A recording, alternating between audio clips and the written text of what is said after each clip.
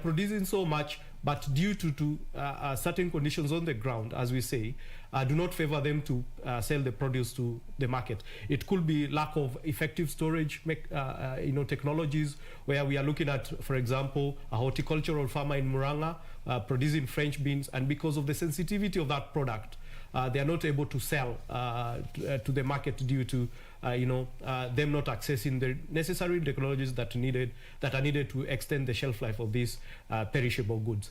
So there are quite a number of myriad of issues that are affecting small-scale farmers, including them relying mostly on rain-fed agriculture. Basically, we are happy that as much as the government has allocated 60 billion, we look at how do we transition farmers from a scenario whereby they are relying on rain-fed agriculture to a scenario whereby they can harvest water and be able to irrigate their farms, or adopt technologies that are able to allow them to irrigate their farms, and therefore moving them from rain-fed agriculture to now what we call climate-smart agricultural practices. Good. Now, Mr. Kingo, when you talk about issues of foreign exchange and what is earned, we look at matters of what we export. And it has been noted that over the years, Kenya has continued to heavily exporting raw materials. From where you sit, how then, how does it augur when it comes, or rather correlate with what we're getting as far as foreign exchange is concerned, but also how then does it hurt the agricultural value chain? About the concept of exporting and importing in terms of agriculture and agriculture production, I would like us to look at it in this perspective. What makes someone import something that they can produce locally in terms of agriculture? It results in one thing: cost of production locally. Because someone would go for cheaper abroad than local when it is expensive. So how does the government fit in terms of production, cost of production for these farm input that they can be consumed locally and are not people to import? So one thing is that we're going amiss on that particular aspect. I had a conversation about where people are importing onions. When you look at, if I take you back to the concept of the 60 billion, 10.7 billion has been allocated to small-scale farming in terms of enhancing productivity. All that zeroes into cost of production. Yes. When you divide 10.7 billion, we have 47 constituencies. Do some quick maths for me. Yes. So 10.7 billion divided by 47, each county will get 220-something million. Yes. Then we have around 290 constituencies approximately. Yes. So you divide again, 220 million divided by 290 constituencies. So you can make, your guess will be as right as mine, how much each constituency will get. From that particular amount, we have administration fee. You're getting it. So how much will zero into this particular farmer? So that is where we get it wrong.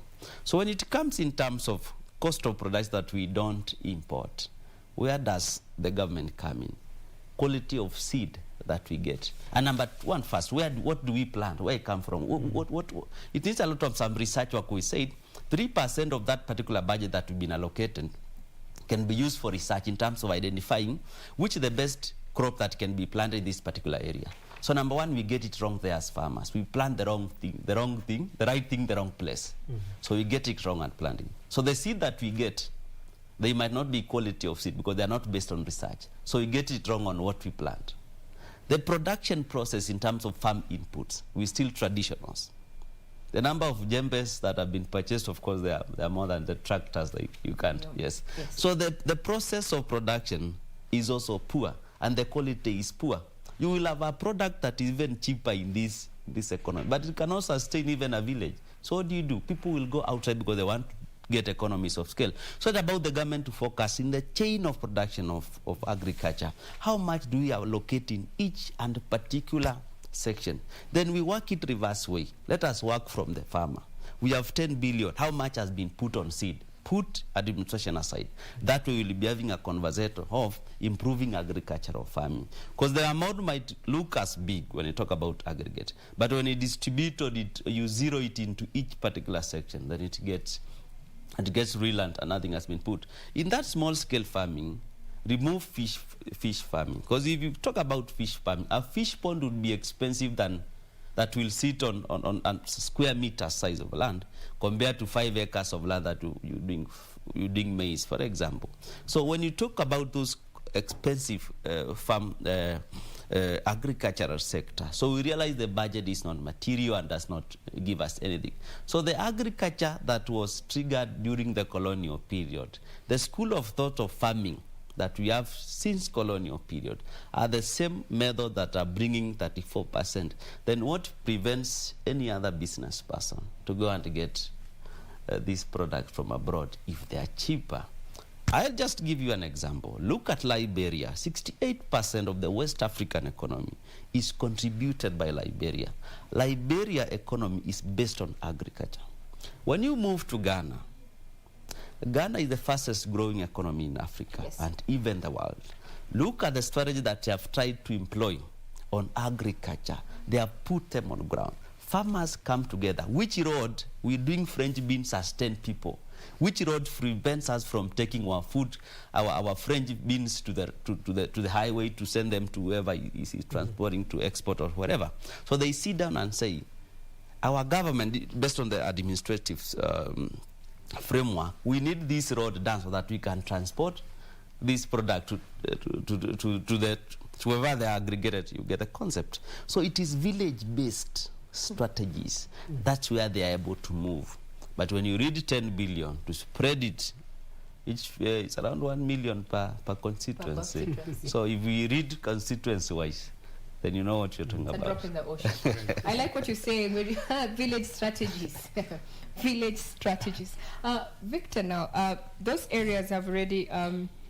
Kingo there has come out quite strong, saying that we are expecting too much of this sector and doing so little. And in business, you told us you expect to reap what you invest. You cannot make money if you're not spending money. Now, let's address that issue. And we're talking about that smallholder farmer. What role then, other than government? I think we need to step away from government. We've already looked at the math. If you're talking about 1 million or so in budgetary allocation per constituency, looking at 80% of it is smallholder farmers, it's a high time we change the narrative and focus on other players, including the private sector.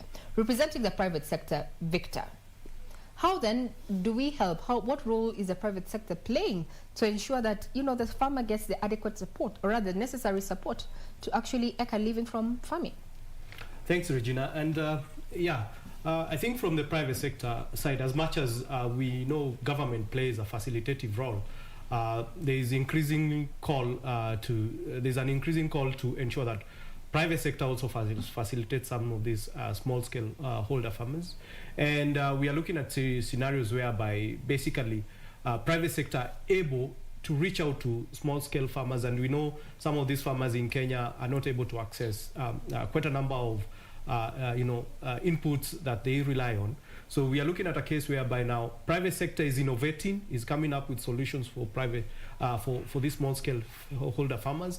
But what we are increasingly telling also the private sector is that they need to look at the cost, because basically, ensuring that these small-scale farmers are able to, to pay some of these products that the private sector companies provide. I want to look at the issue of seeds, as we've discussed.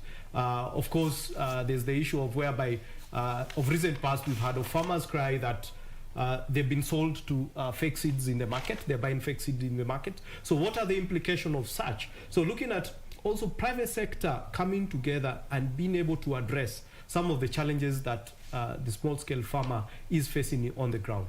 The other thing is that the cost of production, the cost of growing the crops has been increasing over the years. So what we are doing exactly at some of these institutions at private sector is we are calling them to innovate so that they provide low-cost technologies to farmers. And some of examples that I like to use is that, for example, Kenya is blessed with a lot of sun.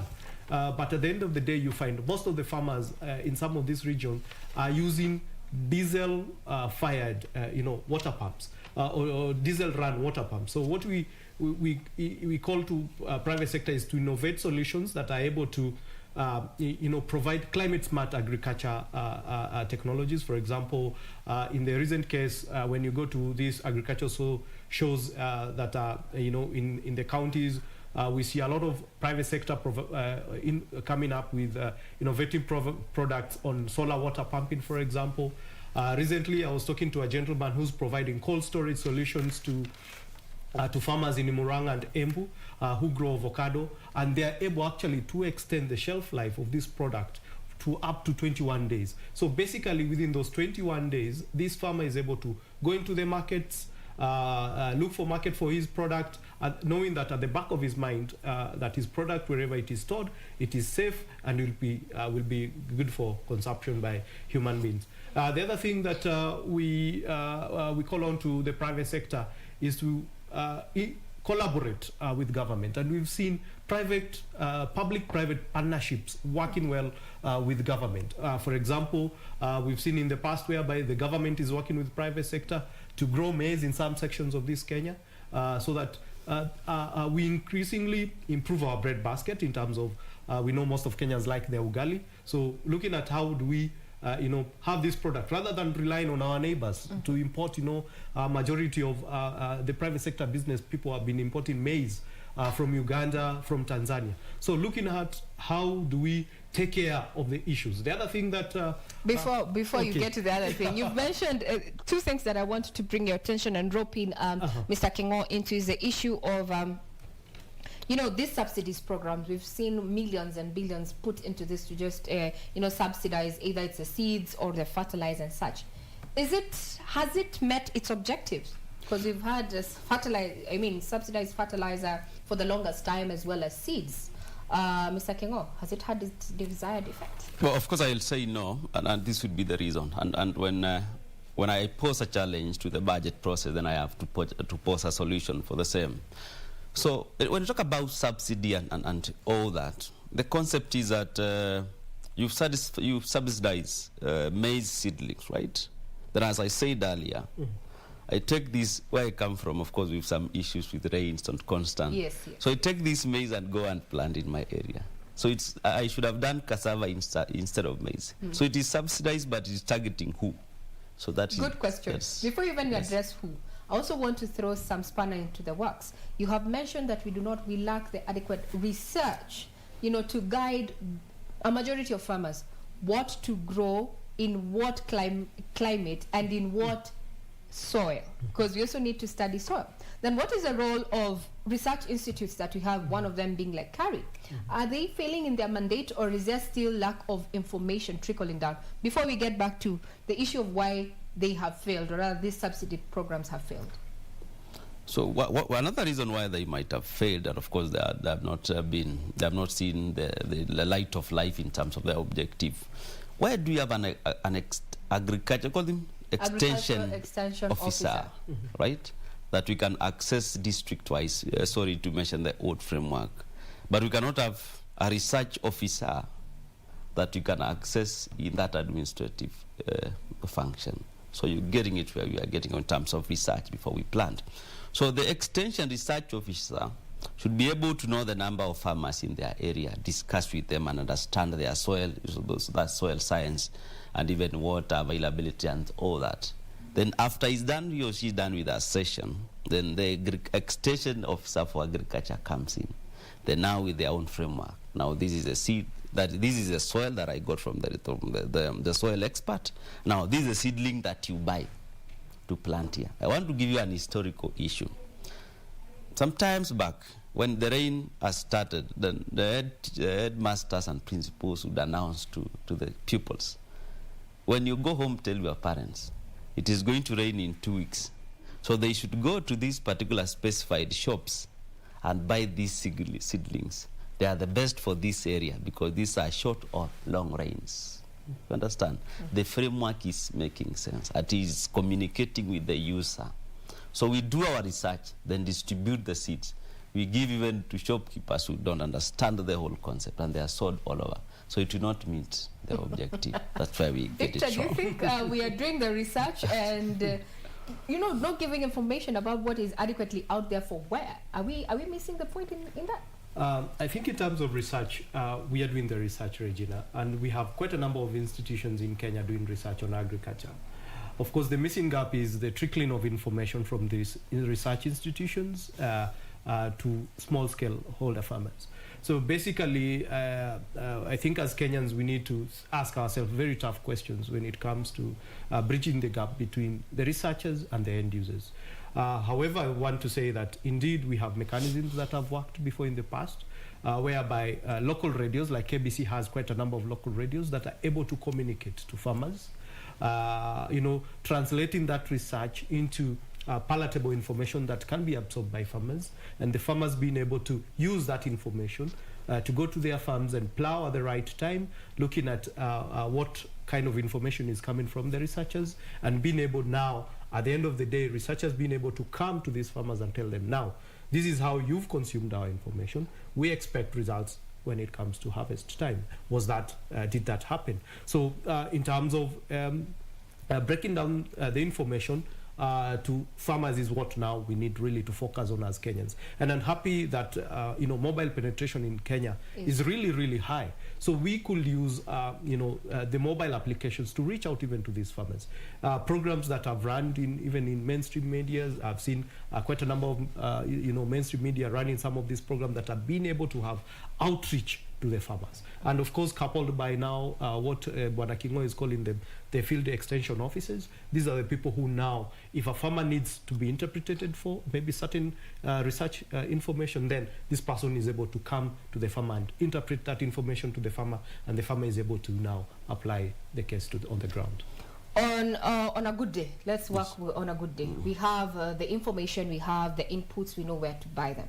But now, here comes the fight, man versus machine, when it comes to agriculture. And I like what Mr. Kingo had said earlier. Village, we're still thinking backwards. What was left down by the colonizers is still largely what is used. The issue of mechanized agriculture, especially where the small farmer is concerned, why haven't we gotten into that bandwagon yet? We're in 2021, for Pete's sake.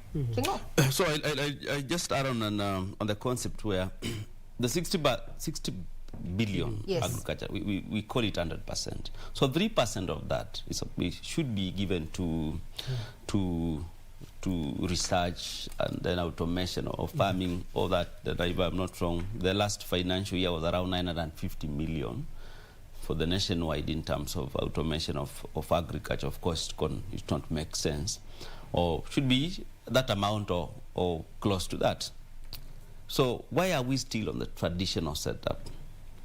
I want to sophisticate the discussion a bit and say, because of our status of our economy, our status of other nation, we will not manage to automate farming.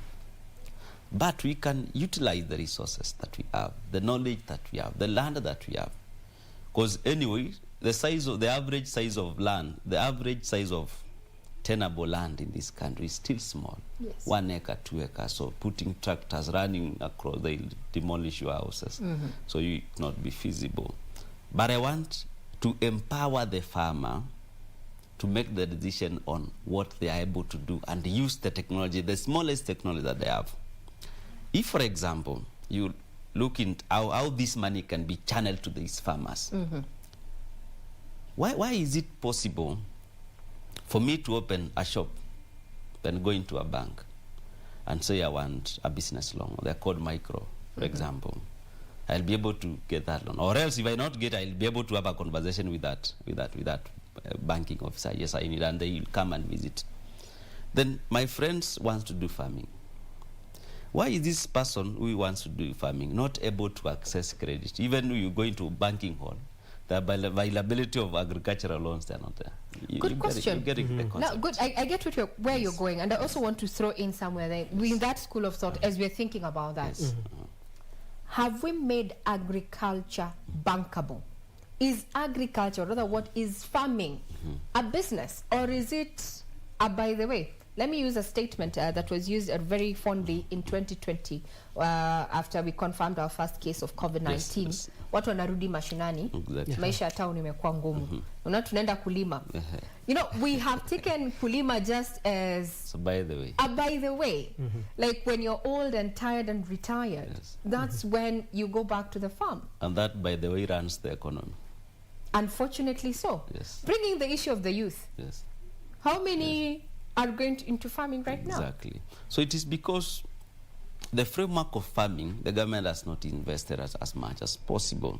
I want to complete for you the model of a farmer going to a bank.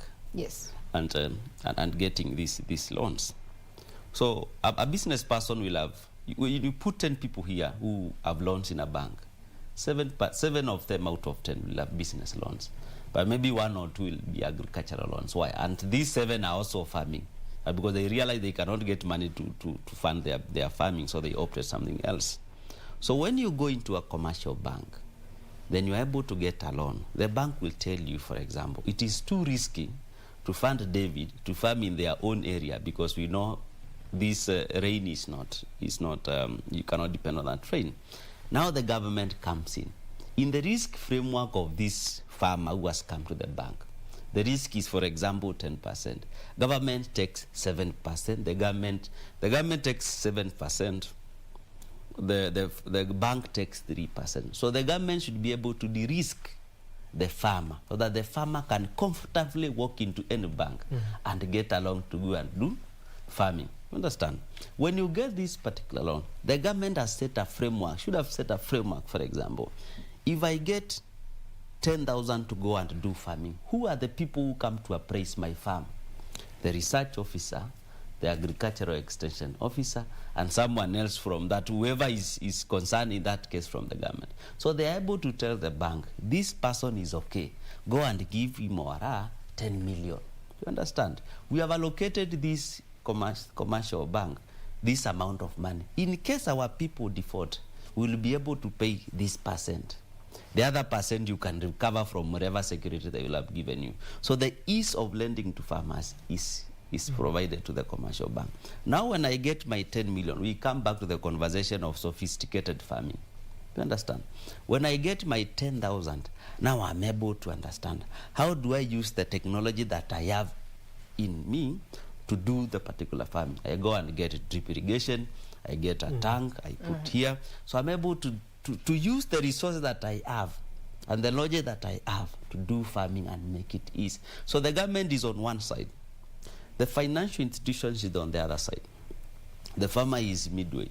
That's why Victor mentioned a lot of conversation about farming, farm inputs, research. It is zero since one single farm. How do you put all these things into one single farm, and they are able to process end to end? That would be utopia. Yes. But man, wacha niseme, sisi ndio tuko. Sisi ndio tuko.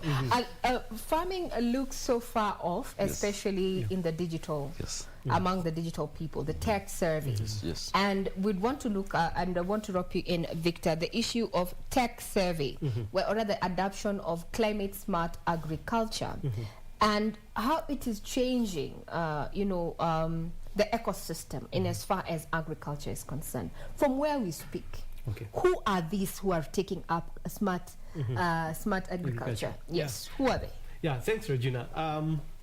I think I'll start by saying first is that we are seeing a case whereby there's a lot of innovations coming into agriculture, and some of these innovations are meant to entice the youth so that they come into agricultural farming.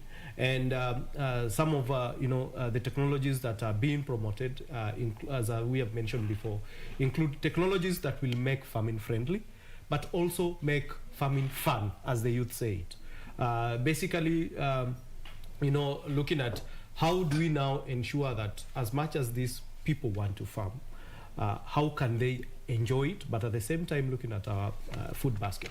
So in terms of climate smart agriculture technologies, we are seeing a case whereby most farmers now, we are pushing farmers to adopt, as we mentioned, solar irrigation, but also looking at, if you're a poultry farmer and you are not even connected to the grid in Kenya, we now have solar incubators. So, and before, most people, even where I come from, we used to, to rear chicken, and rearing of chicken was not, it was only for subsistence use. We never saw the bigger picture of being able to now even rear chicken and supply, the eggs and the meat to the market. However, that narrative is changing, Regina, whereby we are calling for more youths to participate. As you mentioned before, some of us think that farming, we can only do it once we retire from the Nairobi life and we go back to Ushago, as we call it, our rural homes. So trying even to tell the youth and the people in Nairobi that you can even have your small kitchen garden at the back of your house, or using, you know, the gunny bags to grow your spinach, to grow your kales, so that increasingly we have, if you grow this and you're able even to sell to your neighbor, you are practicing some form of, commercial agriculture. Well, I think when it comes to commercial agriculture, you're going to be running into some headwinds when it comes to the ministry there. We know the issue of hawking, you know, with the policy out there. I cannot sell my milk to you, so let's chill on that, but we get that. Now, capitalizing on this available land and looking at the peri-urban, we have seen something coming up that is referred to as vertical agriculture. You have rightfully put it. How do we commercialize this? That I am growing tomatoes on my balcony, how then can I make an extra shilling? I don't know if we start with you or we start with the money man on the far end, Mr. Kingo. How do we commercialize, vertical agriculture, especially looking at these times when, purchase power among Kenyans is quite diminished? Okay, thanks for that particular input. What I'll mention about commercializing vertical farming, of course, you will not be able to trigger the market as one person. So you need to come together. Then I had a discussion of something that we used to call aggregators. So what are aggregators? For example, if you're doing onion farming, the vertical farming, but put it in my village. Yes. So we are doing onion farming, and we want to bring them to Nairobi. So there is this institution that is set up that deals with onion farming, and it can be either private, but they have subscribed some regulations with the government. So they're able to take my onion, my friend's onion, someone's friend's onions, at a centralized storage place. Then we're able to get things like they're called in business delivery books. So I know I delivered 10 kgs of onion today, this particular place. We have a refrigeration, so they'll be collected on Friday. So within that particular week, I've been able to take around 10,000 worth of onion. Someone else has taken 5,000, 15,000. So we are now having some purchasing power. Yes, we now communicate. We are telling the market, we as farmers in this village, we can produce 10 tons of onions in 2 weeks. So you've been buying from us. When you aggregate and you bring to a market, it can be disorganized but disciplined. To even Githurai 45 as a collection center by the private sector and the government in subscription. So we're telling them, we as the village, you've been buying from us at 10 bob per kg, but we're giving you a lot. Can you now move to 11 bob per kg? So we have the say when we are in numbers. So the aggregation concept is not there. Why can't aggregation concept survive? Because of this middlemen. Yes, they want to kill and take it. So the vertical farming will only be able to make economic sense when aggregation concept is put in place. Aggregation there. Yes. Consolidating what you have, what Victor has, and we move as one block. Now, you've talked about the issue of the middleman, and I want to bring out now the issue of policy when it comes to agriculture, because it inherently provides a framework of the agriculture sector. I want to move away from simple farming, or rather maize and such and such. Let's go to our export portfolio. Focus on tea, coffee. But now let's focus on tea. We have seen over the last 1 year a few changes when it comes to coffee. I mean to tea as well as coffee sometime 2 years back, but now we are focusing on tea. We have seen that push and pull between government and the marketing agencies. We had KTDA there, they had new elections, just trying to change and make sure that the farmer earns more. When it comes to policy then, are our policies driven to support the farmer? Or are they there to just benefit the agency, or rather big shots that run this particular agencies, so to speak? Look at what is happening with the export portfolio, tea. Mr. Kingo? So what I will say about tea and coffee and other larger products, farm products that we have in this country, I'll mention that the concept of KTDA is a good concept. I don't know how old it is. So maybe the farmer has come to also learn. But maybe we can agree as John, David, and Kamau, we rush to France. and have Johnson there. Then we put our tea or coffee in a plane, then it is there. So that information must be brought into the concept of this aggregator. We call it KTDA, for example. Then the aggregator is now able to revise their model and put the concept of the farmer inside. Because what happens when we remove this middle aggregator, and the middle aggregator is not a broker, I call it on local language. This is someone who has put people together. But when every farmer now has information and they can know this price, my daughter is in France and he or she tells me when this coffee tea comes here, this is how they sell it. They have the financial, now they can read and understand. So it's about talking back to having the conversation with the farmers. Which way would we go? But don't lose the aggregation concept.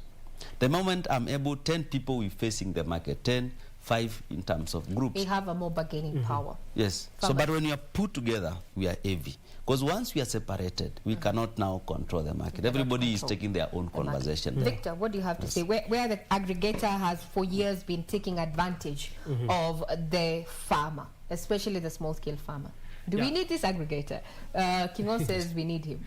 Yeah, I think my take would be policies should work for small-scale holder farmers. And we know those tea-growing regions in Kenya are increasingly being faced by the challenge of, they no longer have land. The issue of land is becoming a big challenge, especially if you look at the central part of Kenya, whereby now you have small-scale holder farming, especially if you look at tea. I remember back then when I was small, we used to grow tea at my rural home, and we had to pluck it simply because we did not have money in our pockets.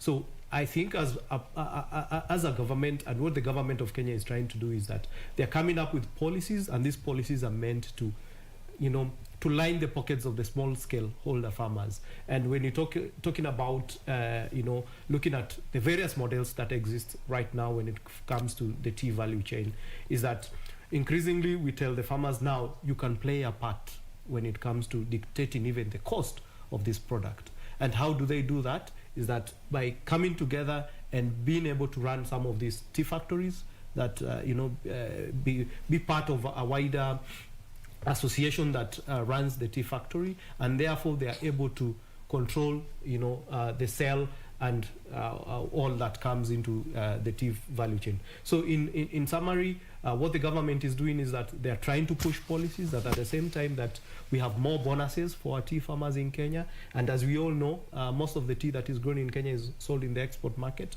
Yeah. Those intermediaries that exist when it comes to the tea value chain, we need to get rid of them so that farmers on the ground have more say when it comes to the sale of the commodity in the international market. Let's come back to maize, because we say maize is our staple food at this point. You touch ugali, you touch everybody.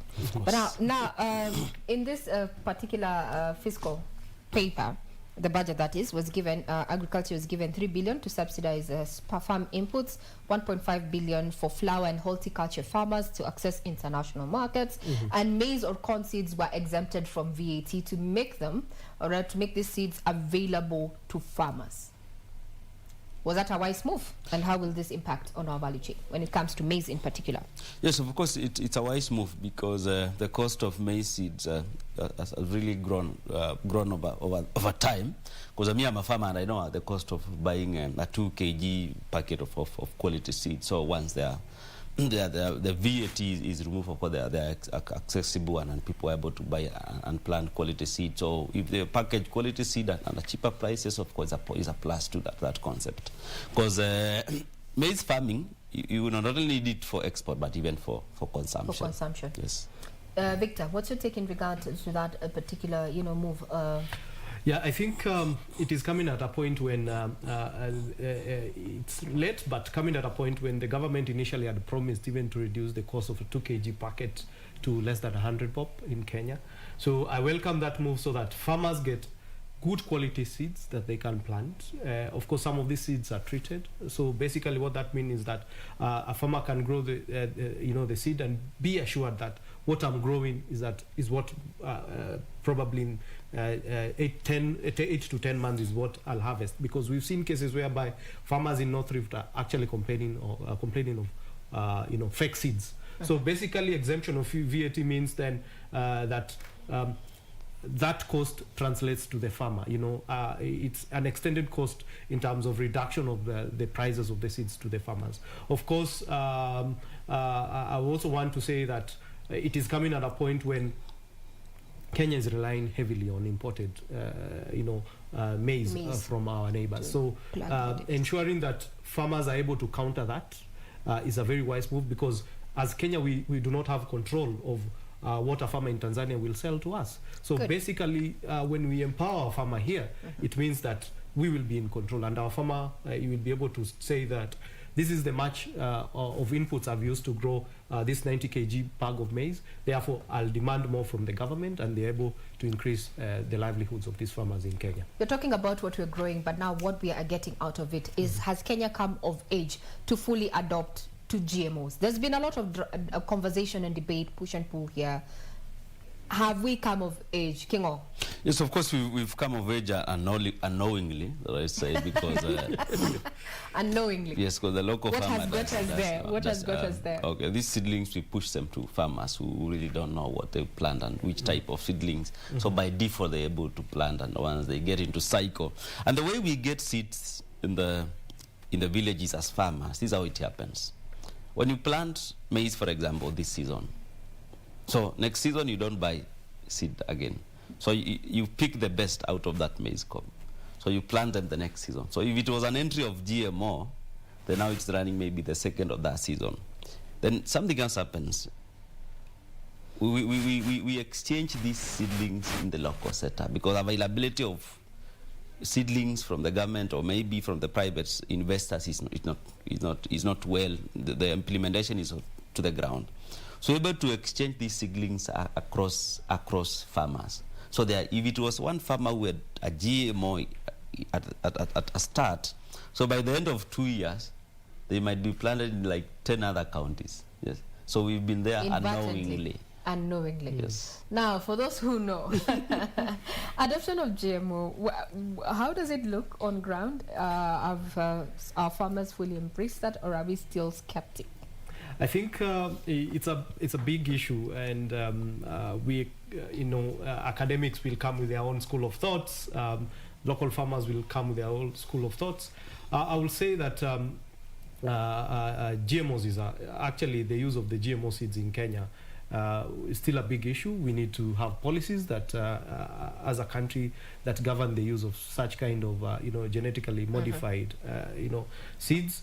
But I would want to say that from the perspective of the changing in climate, is that what we had some few years back in terms of our seed bank is what we need to rely as Africa.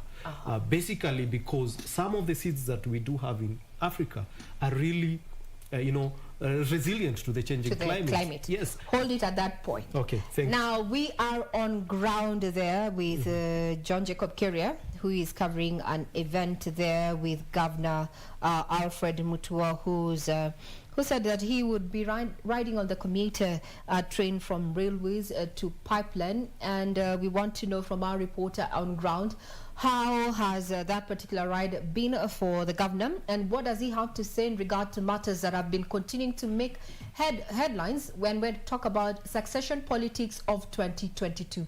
Good morning, Keria.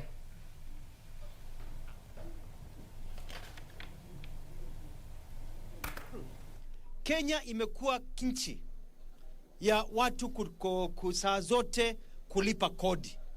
Kodi imepanda sana. Mimi nikiwa rais wa Kenya nitarejesha kodi chini. Tuondoe kodi zingine, turejeshe kodi chini. We widen the base, collect from more people and lower the taxes. Ufanye kazi, ubakie na pesa nini kwa mfuko. Vijana hapa wako na shida, hata kijana mwingine pale ameniambia hizi oa. Sababu mfuko hakuna pesa. Si ndio? Anaongelesha mrembo hapa, anamwambia hai, mrembo anamwangalia juu chini, anasema ai. si ndio?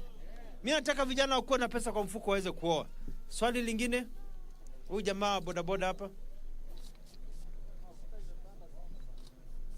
Asante sana mheshimiwa. Swali langu ni sisi kama vijana wa jua kali wa bodaboda, wengine tumeoa, tuko na watoto.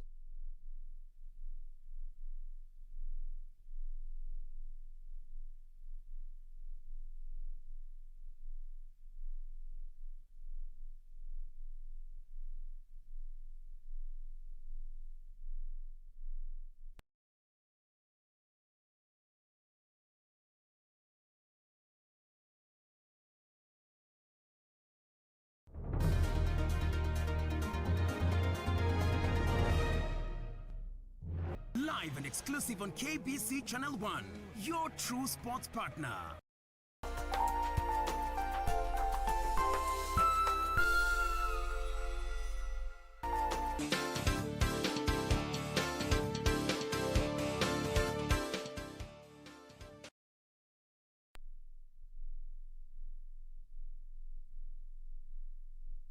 Right here on KBC Channel 1, we're discussing matters of food security, looking at, funding gaps in as far as the agriculture sector is concerned. Two gentlemen with me in studio. On my far right is none other than David Kingo, who is a public policy analyst and partner at 14F Consulting Group. Next to him is Victor Gathogo, an agriculture and climate specialist at SNV Netherlands. Before we took that short break, we were talking about issues of, climate change and such. And I have a question for you, Victor Gathogo. We have talked about maize and why maize is an integral part of us. We term it as a staple food. But given the issue of output and the cost of input to actually grow this maize, is it high time that we diversified, our food basket to something else other than maize? There was a project to fortify ugali.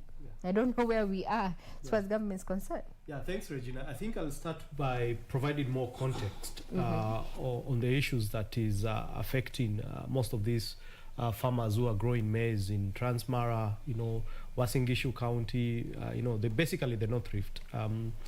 We are seeing a case whereby the changing climate has really affected these farmers. Recent past, we had the fall armyworm that really affected most of these farmers, and we had farmers literally, picketing in the streets, calling on to the government to assist them when it comes to fighting this, disease or this particular pesticide. So we are looking at a case whereby, as we move on into the future, or as farmers try to innovate, to look at how they provide other alternative sources of food crops to Kenyans, we are looking at a case whereby alternatives need to be adopted by farmers. And we are seeing cases whereby now farmers are now moving towards, from planting crops that will take up to 10 months to mature to crops that will take up to 4 months.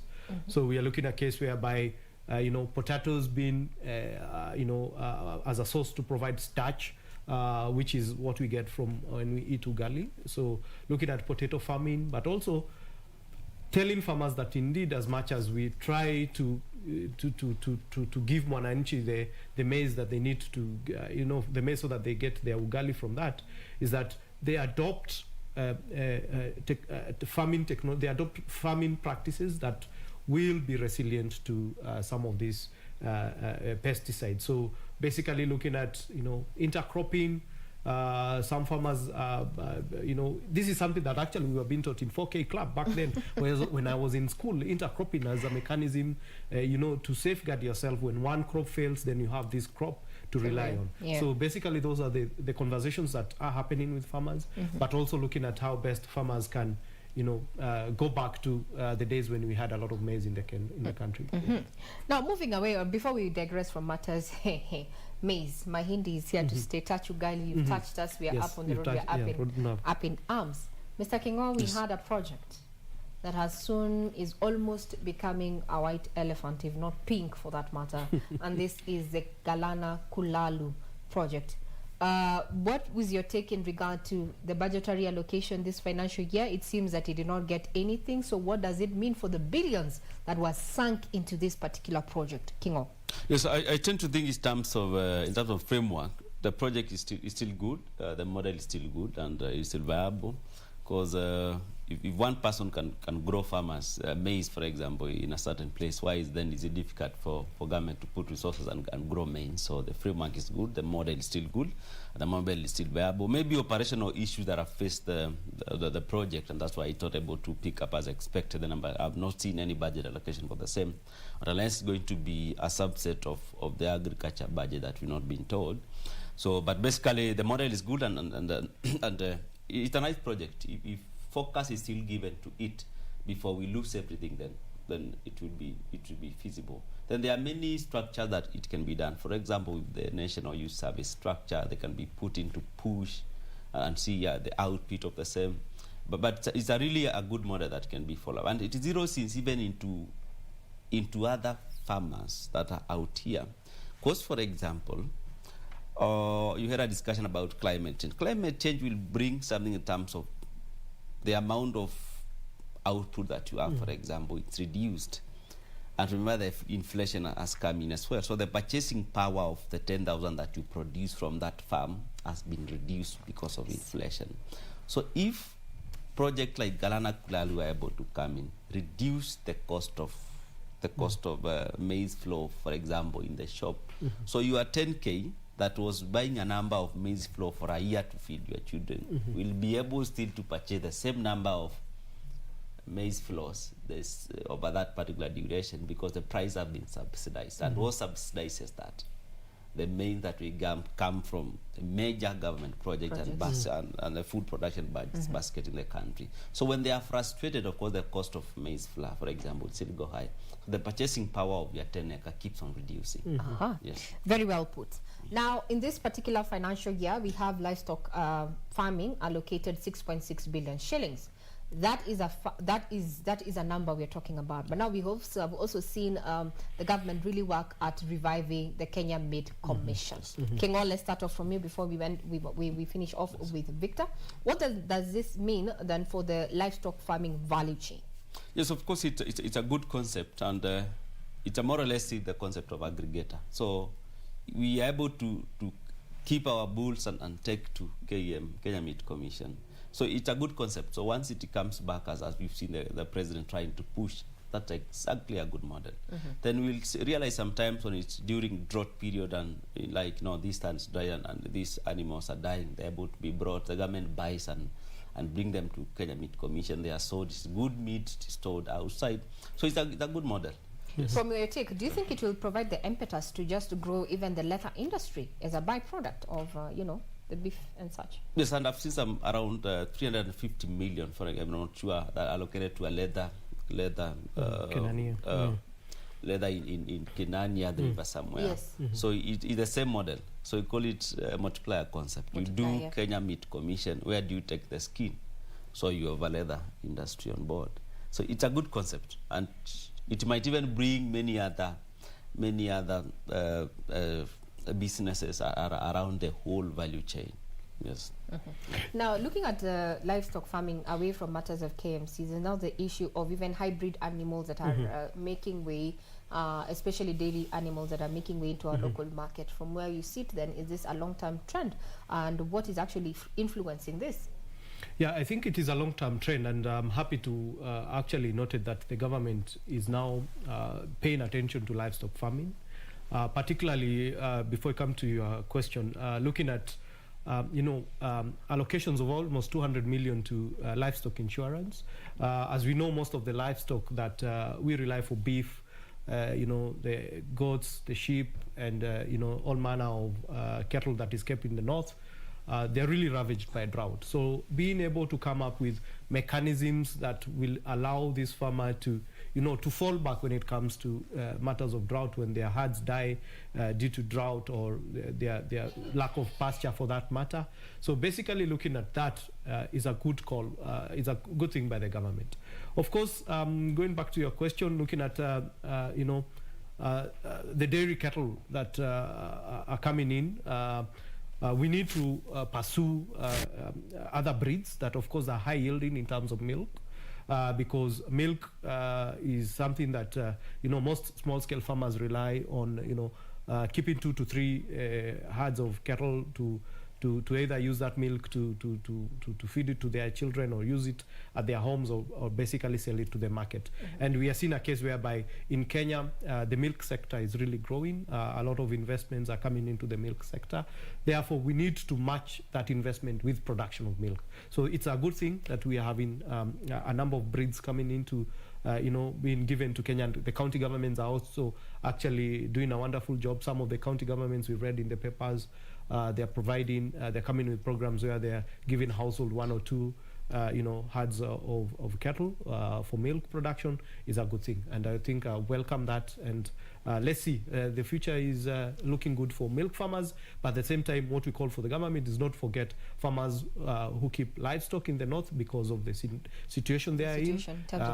In terms of climate, in terms of lack of extension services. Yes. So basically coming up with disease-free zones that these people can sell their cattle, and the cattle can be sold to United Arab Emirates in form of milk, in form of beef and other products. Now, let's go to disaster management. 70 years on, we have never experienced what we experienced last year with the invasion of the locust. Yeah. Whoa, let's start from the numbers and the figures that so far government has spent to eradicate or rather tame the spread of the locust menace. Yes. I think it has, towards the end of the last year, they had spent quite some large number, and it has affected the fiscal planning when it comes to the agriculture sector. Yes. Mr. Kingo, going forward, do you think that this is a subject or rather something that we are going to see government planning for?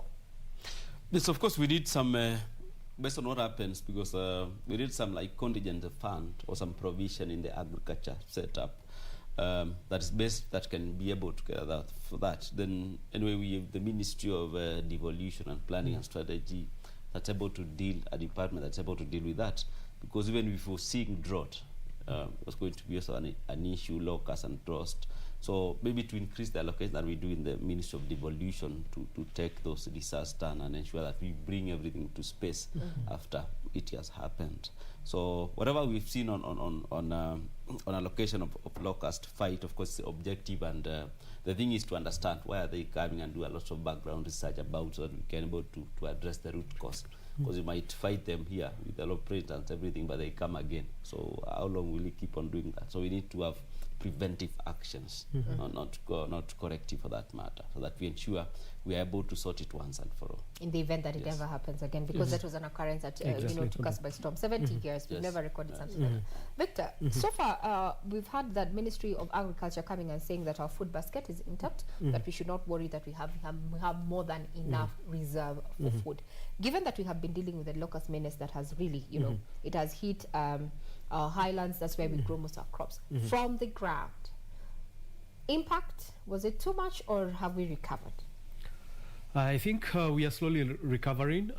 Indeed, regions in the northern frontier districts are the regions that are mostly affected, as we also that these insects were eating pasture that is meant, competing actually with what is eaten by goats and sheep and the cattle, including the camels.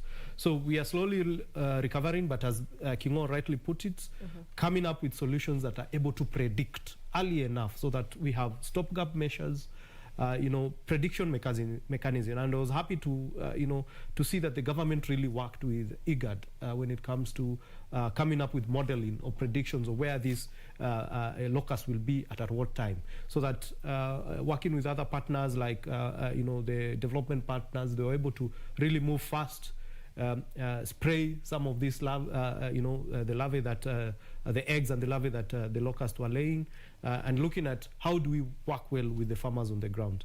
And development of tools, I think it was very critical that some of these tools played, the mobile handset that all of us had. We had tools that were developed by the development partners, and they're able to report very fast to government and to the county governments and tell them, this is where we've spotted the swarm, and please have a look at how we can spray this swarm. So we've taken our lessons as a country. However, in the future, I don't know if it will happen soon, but we must come up with prediction models that will always analyze and tell us when this is going to happen so that we mitigate it.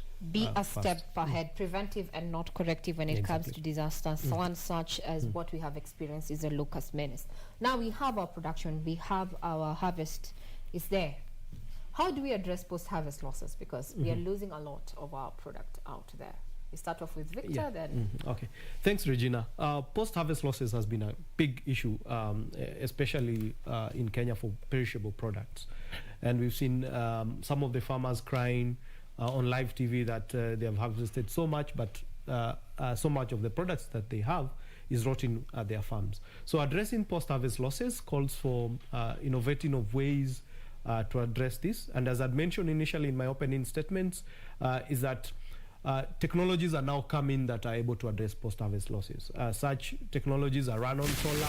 Therefore, whenever a farmer is in far-flung areas and there's no electrical power, they're able to rely on some of these companies that are providing. I'll use an example in, for example, in Embu, where I saw one. We call them solar for productive use. Basically, these are technologies that use solar, and farmers are able to store their product. So, for example, you grow your tomatoes.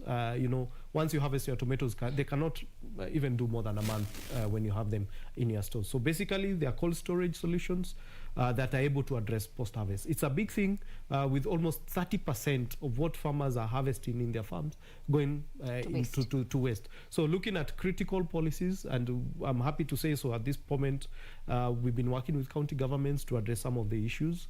And addressing post-harvest losses, is as simple as making sure that farmers, the feeder roads that feeder roads coming from the farms are done. Can be all surface, all weather surface roads. Just looking at how we make them passable so that farmers can access the terminal markets. Bwana Kingo came up with the issues of aggregators. Aggregators are also coming up in Kenya, and I'm happy to mention that some of these private sector are coming up, and they have identified that post-harvest loss is a big issue. Therefore, they are calling on to farmers: if you've harvested, please sell your product to us. We aggregate, and we are able to sell it to the market. Mr. Kingo, something to add on that point? Yes, I just mentioned that post-harvest losses, they come in terms of, we can do about the time it can take maybe to reach your destination in terms of to sell your product. The number two is on the value addition chain issues. So maybe, for example, if I can cool my product and maybe transport the following day, that would be a good concept. Then I just give you a thought on Kenya Meat Commission.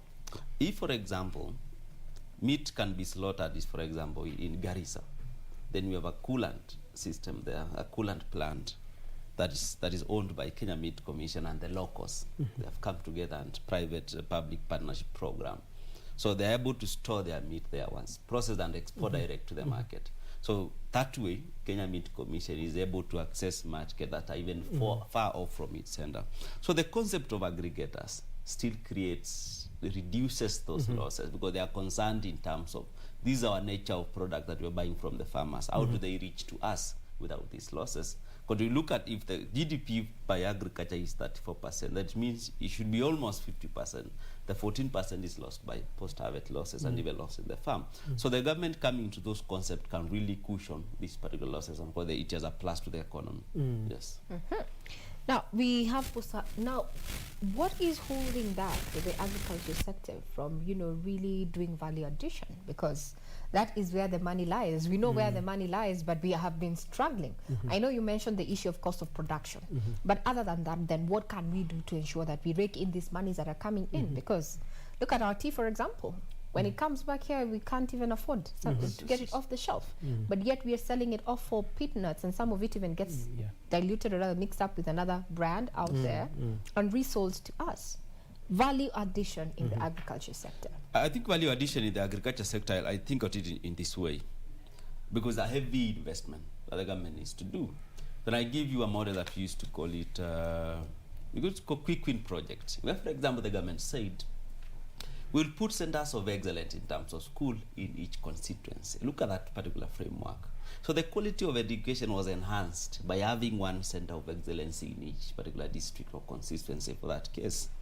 So when it comes to agriculture, for us to have value of agriculture, the thought could be, why don't we have food processing plants, cooling systems, one center of excellency, value chain addition plant in each constituency or each district based on accessibility of the farmers there, the nature of output that they have, the nature of product that they have. Then these particular centers, they are able now to communicate to the aggregators. I want to give you a view. For the community to construct a school, for example, the government has said CDF has allocated this money, can construct this, and parents can come in and bring this. They carry sand on back and whatever stones that they have in the village, bring together and build a class as the government is supporting. Private-public partnership. If the farmers are told that we want to build a coolant here, we have the coolant, it is there, the silos are here. The only thing that we are lacking is the foundation, the base, where this thing is going to sit.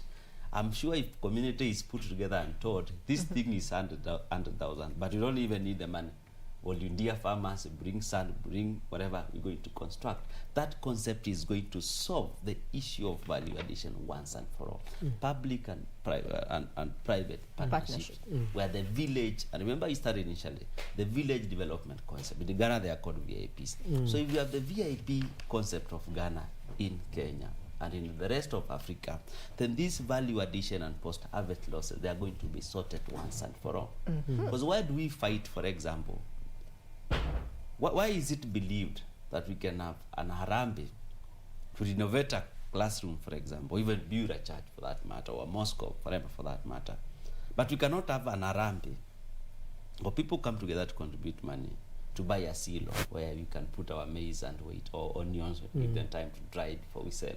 That knowledge, that concept need to be broken down by the government and told it is not this expensive to have this value addition concept. It can be broken down this way and it can be possible. Yes. I see Victor nodding while you're speaking. He's really into what you're saying. Something to add on in regard to that? Because this conversation around value addition and bringing more money to the farmer is long overdue. I think I agree with what the panelist has mentioned. And we are seeing a case whereby now farmers are increasingly being called to come together. If you're honey, if you are having bee, you're keeping bees somewhere in Kitui, why is it that we cannot come together and contribute? And we have cooperative models that are really picking up in Kenya. And for example, even in Makueni, where we have farmers who have been supported by the county government to come up with the Makueni mango processing plant. So basically, looking at what are the farmers producing? What do we have, in mass? That critical mass that we can come together and looking at how do we add value to the products. Of course, adding value to some of these agricultural products means that we're extending the shelf life of these products. We're able to fetch more from the market. You can imagine today if you're buying, raw honey and you sell it a kilo at around 700 shillings, and I come tomorrow, process the honey, refine the honey further and sell to you 1 kilo at 1,000 shillings, then what that translates to is more money to the farmer's pocket, and therefore more money earned in the bucket.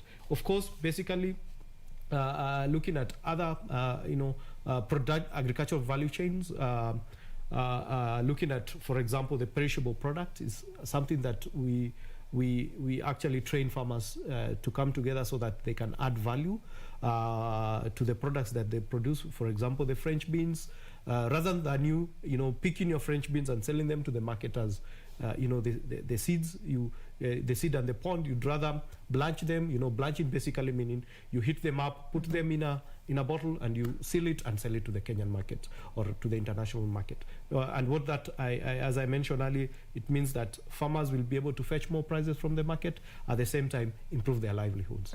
Yes. Now, as we work towards a close, the issue of access to funding is acute to a challenge as much as access to markets. From where you sit as a public policy analyst, you understand the dynamics of why we give money where.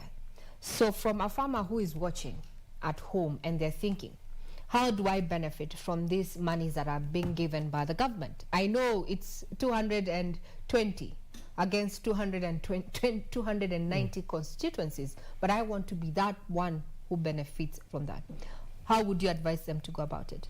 What happens with government in terms of expenditure and funding budgets and how the money is intended to benefit an individual?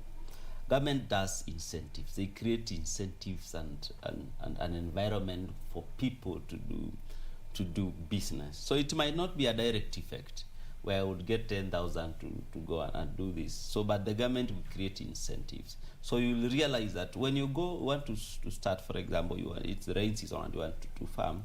So make sure you walk into registered these farm product and seedlings distributors and have the discussion which is the best seed for my farm and this particular area. So you're able to get quality seed and that is subsidized. That's a way you can benefit. But the direct effect might not be there. Because the government only create incentives for people to have an ease of doing business or ease of farming for that matter. In terms of risk assessment, before we get to the issue of how we can access funding from the private sector, in terms of risk, would you advise a smallholder farmer to insure their farm? The concept of insuring farms is quite broad. So I just mentioned the harvest. I'm talking about the harvest, and maybe if it's a farmer, because there was a time when government came up, when it comes to livestock farming, they came up with a buffer against the issue of drought. But it was seasonal when we were dealing with La Nina. We've not had it come up again. So that was a season. But now we're talking about making farming a business. We insure our cell phones and everything else. Can we insure? Yes, definitely we can. If the insurance companies, the brokers and underwriters, for that matter, have a valuation concept that is very rational, that really meets the farmer and understands at what point can we have output here, at what point can we not have output here, then spread their risk and maybe try to have a pool of farmers that the subscription of this insurance product is what will ensure every farmer comes into the space, but it's a very objective setup. It's a very objective framework. So it would be advisable for people to take insurance on the same.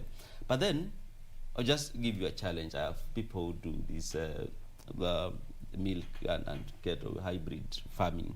So when you insure your own bull, for example, and you don't get tick to spray for ticks, insecticides and such, you don't feed them correctly. So by the time they get to die, and it comes to evaluation, what meant this bull to lose life.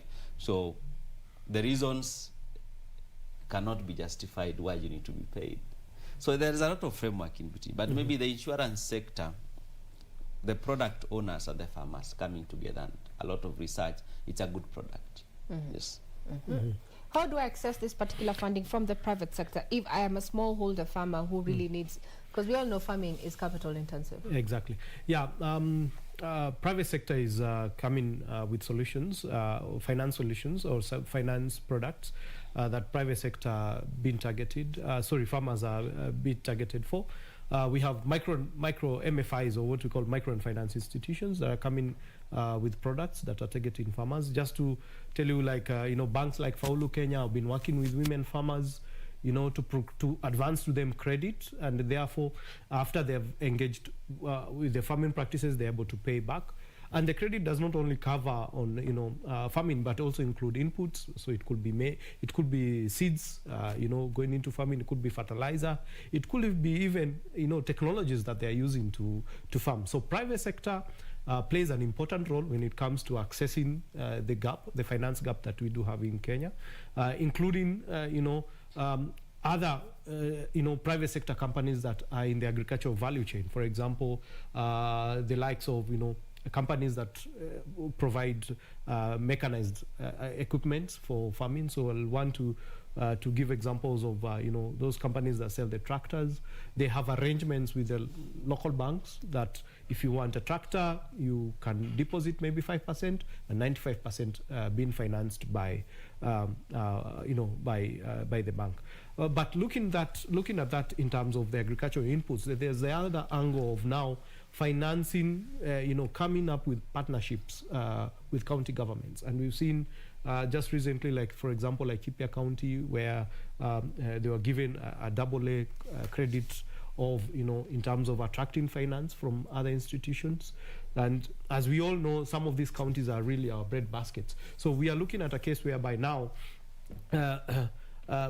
private sector can partner. Already the mechanisms have already been set for them to partner with private sector, with county governments or national governments. We've also seen a case whereby now the likes of, I might not want to call them private sector, but multilateral, development banks coming into Kenya to finance agriculture. Like, for example, the African Development Bank that has invested a lot of money in our agricultural sector.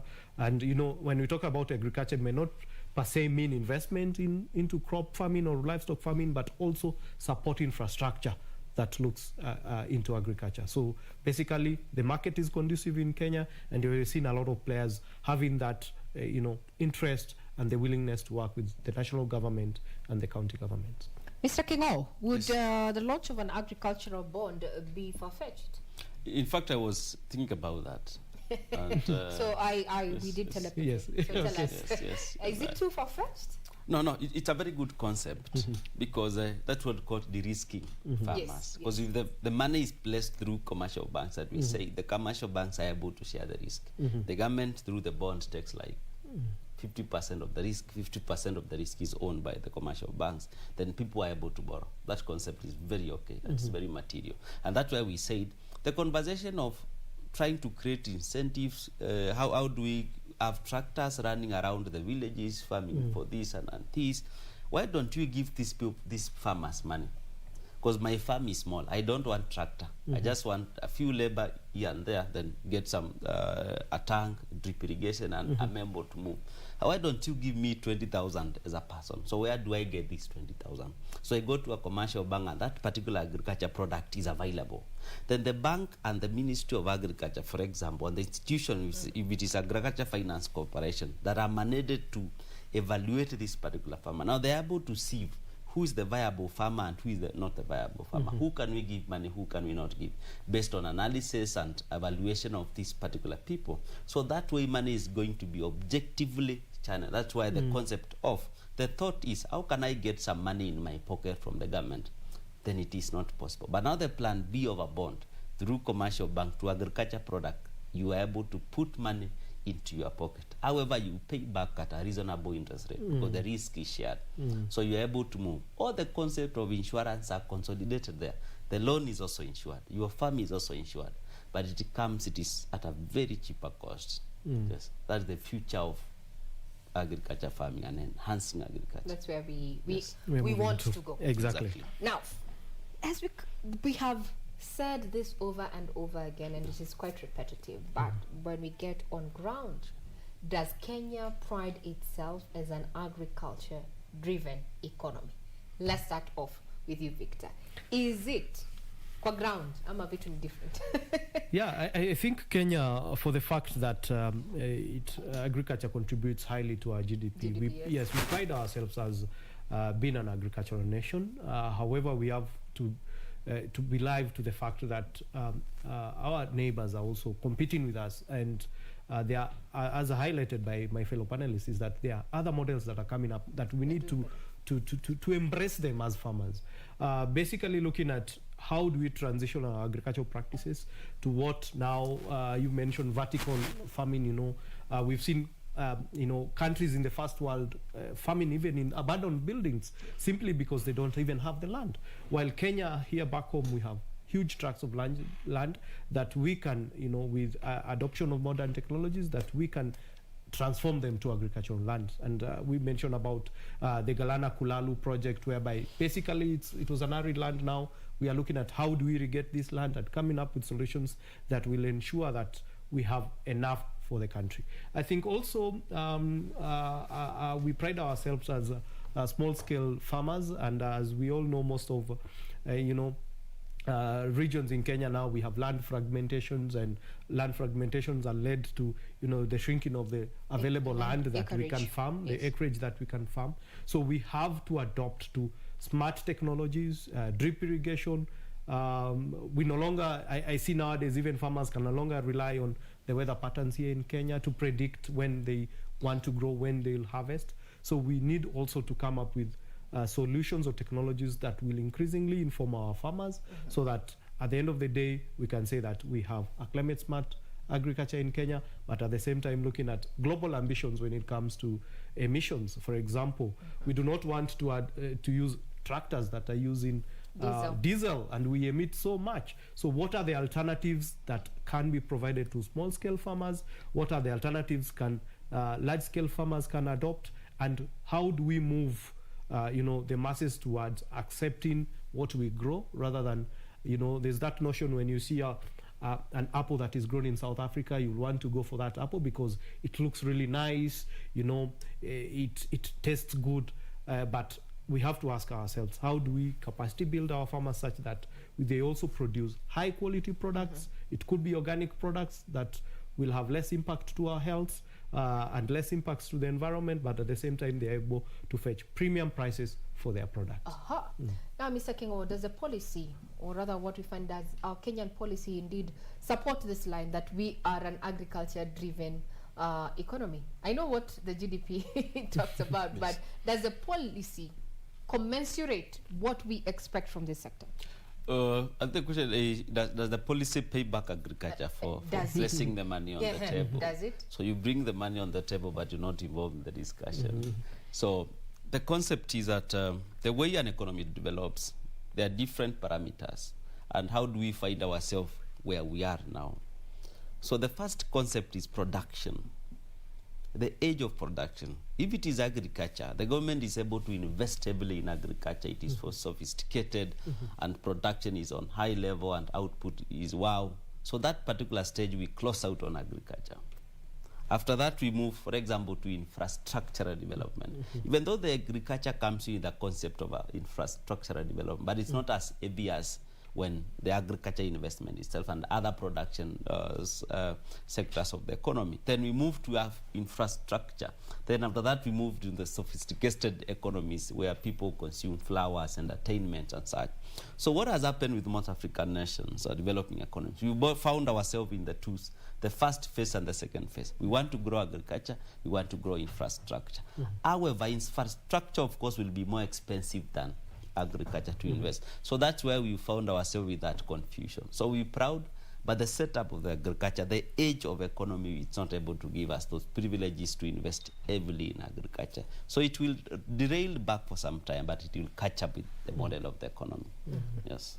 Well, we have been talking to our able panelist here, a public policy analyst and partner at 14F Consulting Group. That is a gentleman on my far right. That is David Kingo, accompanied by Victor Gathogo, an agriculture and climate specialist at SNB Netherlands. What we are hearing is that indeed Kenya prides itself as an agricultural-driven economy, given what the sector contributes to GDP. However, when it comes to funding, or rather budgetary allocation that is currently at 60 billion shillings for the financial year 2021-2022, that's just roughly about 3%. And yet we expect this particular sector to give us over 30% when it comes to GDP. Stakeholders say it's a high time that government looks, or rather looked into its policy framework, so that this particular sector that keeps us moving can equally earn as much as it's giving out. It's a pro quo here, give and take.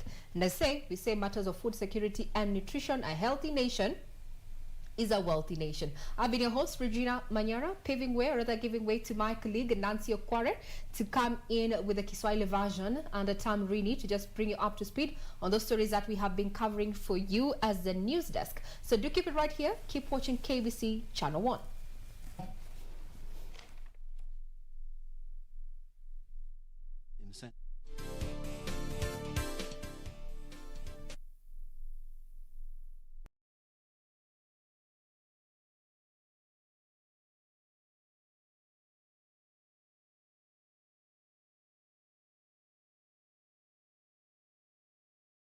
This weekend on KBC Channel 1. It's about the creative and artistic industry, especially in Kenya. The systems and the structure, they're porous. They're not defined for talents. Because when you come, you solely depend on your talent. That culture of having a talent manager in Kenya, I think it's just a new thing and it hasn't been embraced yet. So we borrowed these elements that worked from this other production and tried to compile them together to form an industry. I think it's time we all embrace. The audience is too big. We all have our niche. This weekend on KBC Channel 1. Wiki hii kwenye Mkulima tutafuga ng'ombe wa maziwa. Mimi nawaambia wakulima jameni, tuache kusema mashamba ni madogo. Maana hii mahali ng'ombe wamekalia, kama ingekuwa tu project ya ng'ombe, ningejenga kanyumba kangu kakuishi kando yake tu. So kwa hiyo a quarter of land, utaweka ng'ombe wako, utaweka mbuzi wako, utaweka biogas na mahitaji ambayo uko nayo yote ataweza kusuluhishwa na hiyo maziwa. Kisha tukuze pilipili aina ya Demon F1. Basi ungana nasi Jumapili saa 9:30 hapa KBC Channel 1. Next on. Ndio unaambie kama mimi ndio nyumba kubwa, huyo mwingine nyumba ndogo, ama nyumba ndogo na mimi nyumba kubwa. Wangu jamani, mimi sina nyumba ndogo. Wala banda la uani sina. Wajibikaji. Wajibikaji kitu gani? Kwa hivyo ni mbebe mgongoni. Tosha, siko mjadalani hapa. Talaka unatoa utoi? Talaka stoi? Nakuuliza tena, talaka unatoa utoi?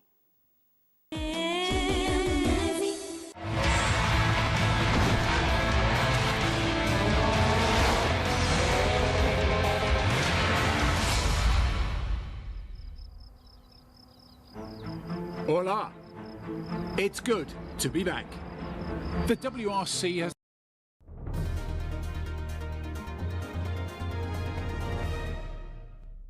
live and exclusive on KBC Channel 1, your true sports partner. And on KBC Channel 1. I have already apologized. How many times do you want me to say that I am sorry? Is 5 times not enough? And by the way, what is he even doing here? These are your students? How can you allow him to talk to you like that? Who are you doing it for? Teacher, what is happening here? I can already see the beginning of the end. Teacher, just imagine you're a robber. How do you do it? I am not a robber, neither do I plan to imagine being one. Take back your notes. You can stay with your students and your sick school. Wait, can't we talk about this? Teacher, you know the lesson ended 5 minutes ago. Excuse me. Classmates, every Saturday on KBC. Tonight on KBC Channel 1. From now on, you have nothing to do with him. What are you talking about? I'm his father. Hey! What are you doing? What are you doing? You're gonna hurt him. Tomorrow, I'm taking him back to San Francisco. You won't ever see him again. What's come over you? What are you talking about? Joshua, is this what you're leaving for me? Ashong and Aiching, man and wife. I hope you have a happy life together, grow old, and have beautiful children.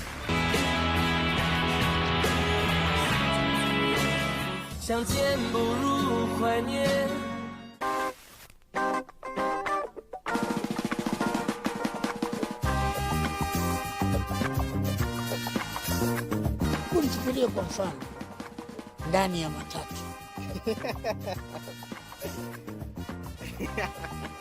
Yaani mtu mzima na miaka zake hizo miaka zote. Mtu ajui kujua kuandika note. Note tu peke yake. Kusoma kweli itasaidia. Nini nakusumbua na nini? Nauliza. Ni bwana.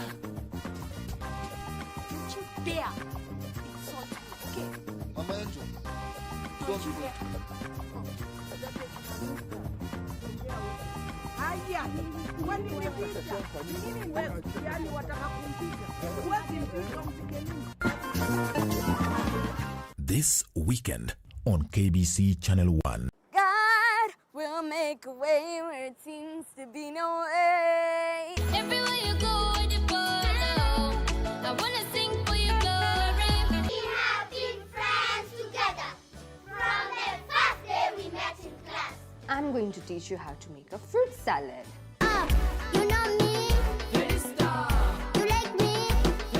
This weekend on KBC Channel 1.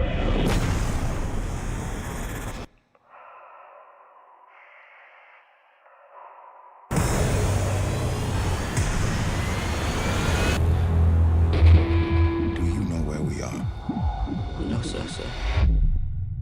This is Earth. The temperatures on this planet fluctuate dangerously. Everything has evolved to kill humans.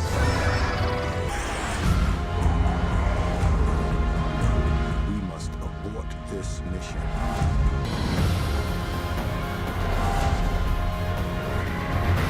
Remember, danger is very real.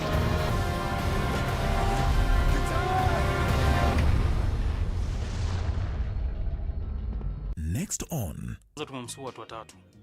Asidhani kazi sistema atatoboa. Guy. Wa. That's all you can say. Jazz anajua. Jazz will be jazzed about it. See what I did there? Let her through. Unajua masida yetu ilianza ile wakati nyo mwanamke alikujaga kwa maisha yetu. Mambo yetu sasa ikaanza kwenda kukurukakara. Mnaweza tuhitaji? Sana. Tiffany, I need to reach Chris. What will happen to Glenn and Eric? Well, that's my business. Good, as Chris is mine. Nancy, you know you're the mother of chaos. We are here because of you. No, we are here because of your identity crisis. Si dwe. Mimi Nancy haujai nikulisa wala kukulisa watoto wangu wala kuwasomesha. Are you sure?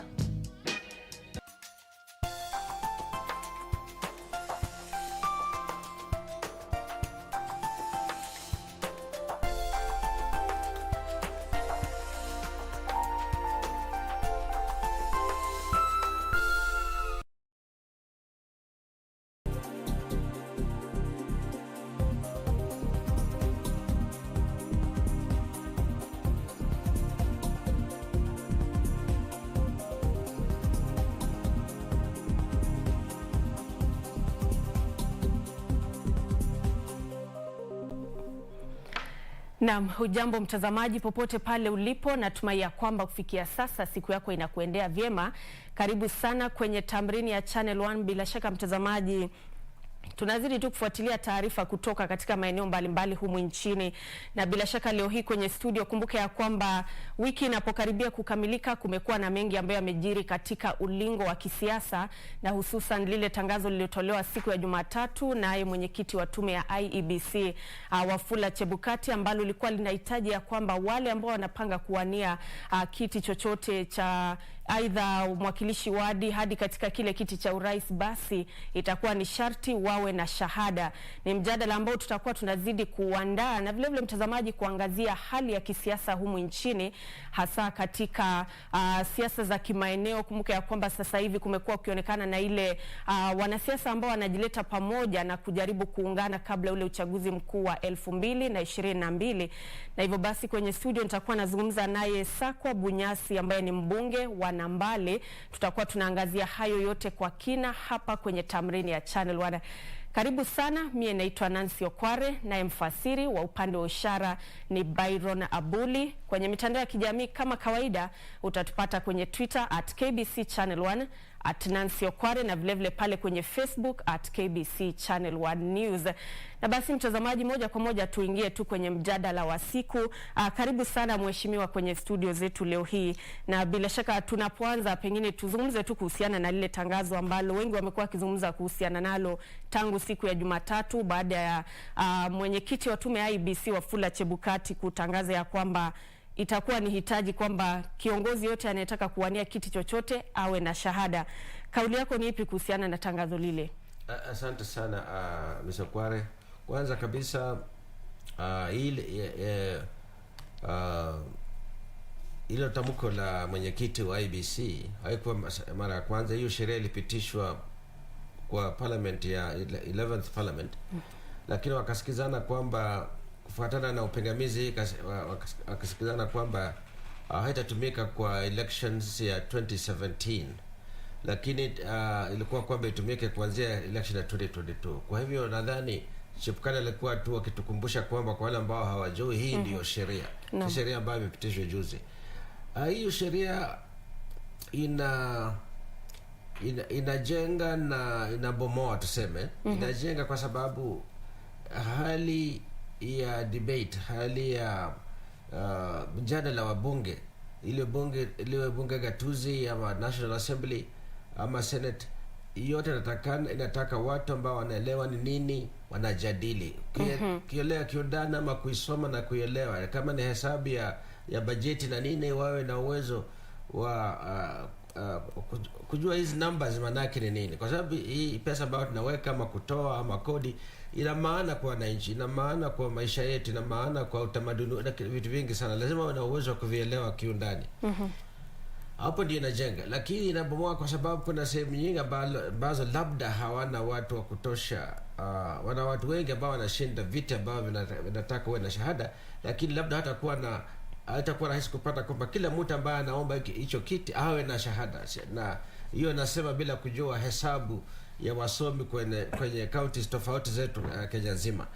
Lakini kwa jumla hiyo ndio direction natakana twende. Hiyo ndio upande, hayo ndio mambo natakana tuangazie. Tuseme ukitaka kwenda kwenye siasa, usiende tu kwenda kwenye siasa kujaza nafasi na vitu vingine.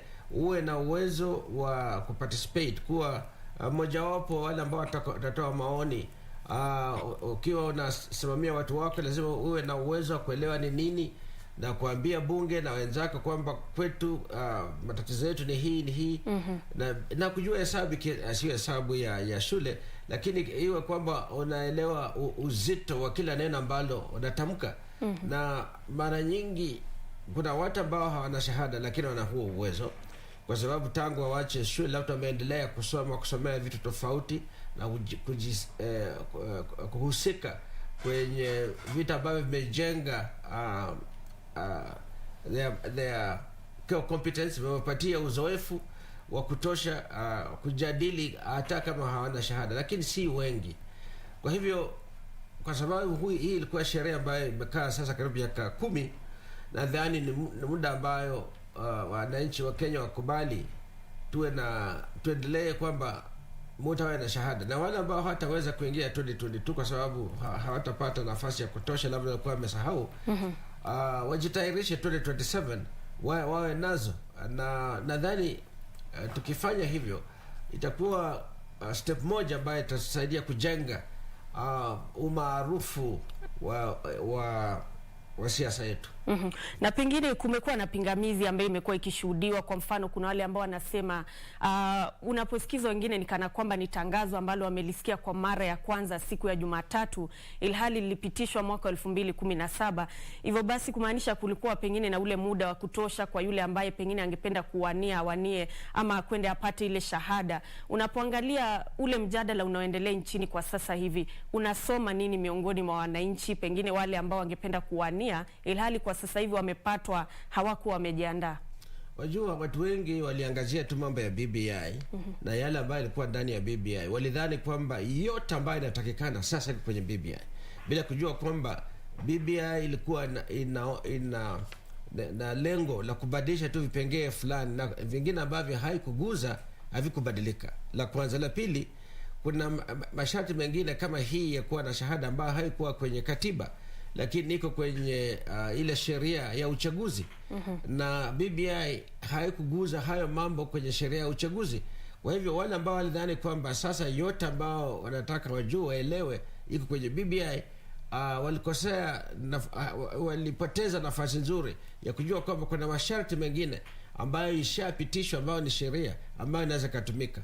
Na hiyo inatuonyesha wazi kwamba lazima uwe na uwezo fulani kuelewa huu mjadala wa kisheria Kenya yetu hii.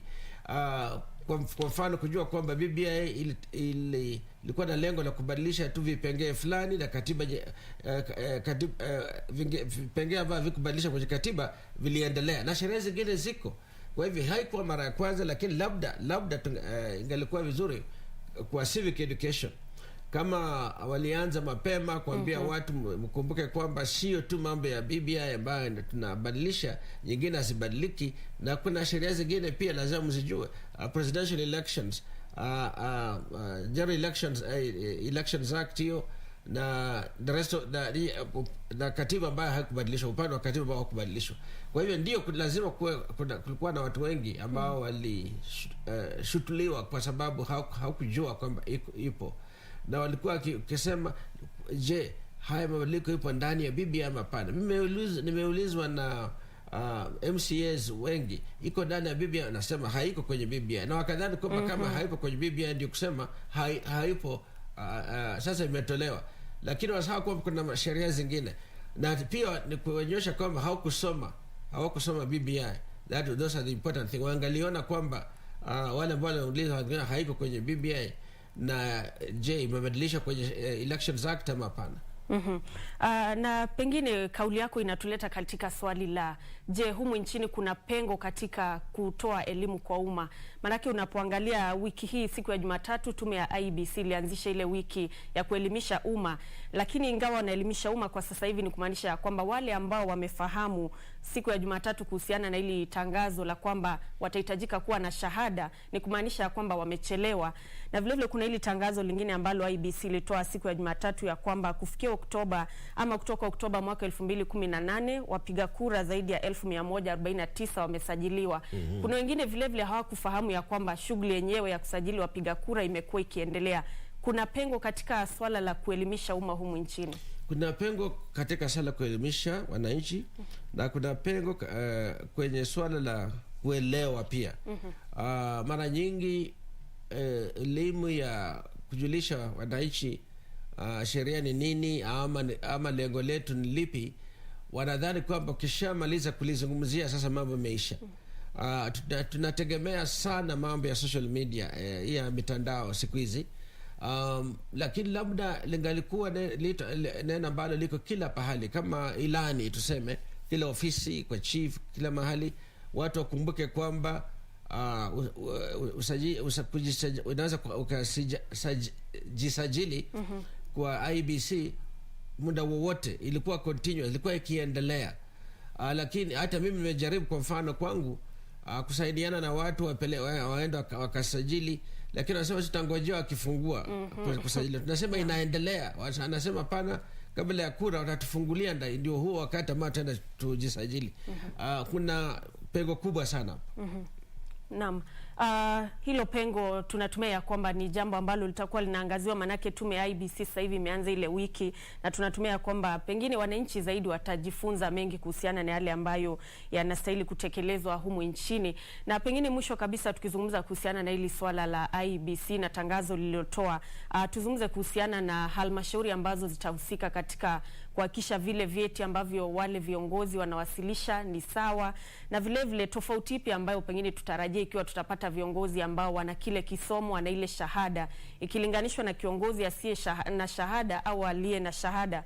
Tutapata tofauti yote, manake kuna masuala ya maadili. Wengine wanasema ya kwamba kiongozi bora ni maadili na utendakazi. Nakubalia. Kwanza nilivyosema mwanzoni ni kwamba sio kila mtu ambaye hana shahada, ambaye hana uwezo wa kuparticipate vizuri kwenye mijadala ya bunge gatuzi ama bunge la kitaifa. Mimi nina wenzangu wengi kwenye bunge ambao hawakupitia karibu na university, lakini ambao tangu wamalize shule zao za upili kwa mfano, wamefanya vitu vingi maishani ambavyo effectively wamejielimisha kwa njia ya kutosha na kuyaelewa. Lakini kuna wengine pia hata kwenye bunge la kitaifa, lakini wengi kwenye bunge ya bunge gatuzi, ambayo mjadala unaweza kawa unaendelea, na hata wakati wa kupiga kura decision ya hiyo mjadala wanauliza, sasa hii niseme la ama niseme ndio? Na niseme la, hakuuliza niseme la kwa nini ama ndio kwa nini, kusema tu hata hajui nini imeendelea, amezurutisha tuseme awe ndani ya bunge apige kura. Lakini labda hiyo sio kwamba ni ukosefu wa kuwa na shahada, labda alikuwa na shughuli nyingi nje, hana time ya kufuatilia mambo ya bunge. Kuna wajumbe wengi ambao ni wafanyabiashara pia, ama kuna siku hii inawezekana kwamba alikuwa na vitu vingine vya kufanya, to be generous niseme. Lakini kwa jumla inachotakikana kwa bunge la kitaifa na bunge gatuzi ni kwamba wana uwezo ya kufanya oversight, yani kusimamia mambo ambayo inaendelea kwenye taifa nzima. Na hiyo huwezi kuyafanya bila kuelewa, bila kusoma na kuelewa. Kuambiwa tu haitatosha, kwa sababu kuna vitu vingi ambavyo vinaandikwa, viko kwenye mtandao wa bunge, ambavyo lazima uwe na wakati wa kuvisoma, kuvielewa, kuuliza na nini, ndio ukiingia kwenye bunge ni kweli unaweza ukatimiza hilo jukumu la kusimamia la oversight. Lakini pia kuna majukumu mengine kwenye bunge. Kuna ile ya nasema kuna ile ya kusimamia, ile ya kutetea, this representation oversight. Na tuseme nisungumze kidogo kwa kutetea. Ndio wanaweza kutetea bila kujali kusoma. Unajua matatizo ya watu wako kwenye eneo bunge ama eneo la kura ambao wanasimamia, unaweza kuyaeleza kwa urahisi hata bila kusoma chochote, kwa sababu hapo ndio naishi, unaisikia kila siku. Na labda wanaweza wakasikia yale ambao wanasema itafanya na waende ukawaelezee. Lakini vizuri kujua ni nini kweli sheria inasema. Sio tu kwa jumla, not just in total, generally, iwe specific, iwe na kujua vipengee kwamba kwenye hivi vipengee kuna mapendekezo ambayo inatusaidia mambo hatusaidia watu wangu.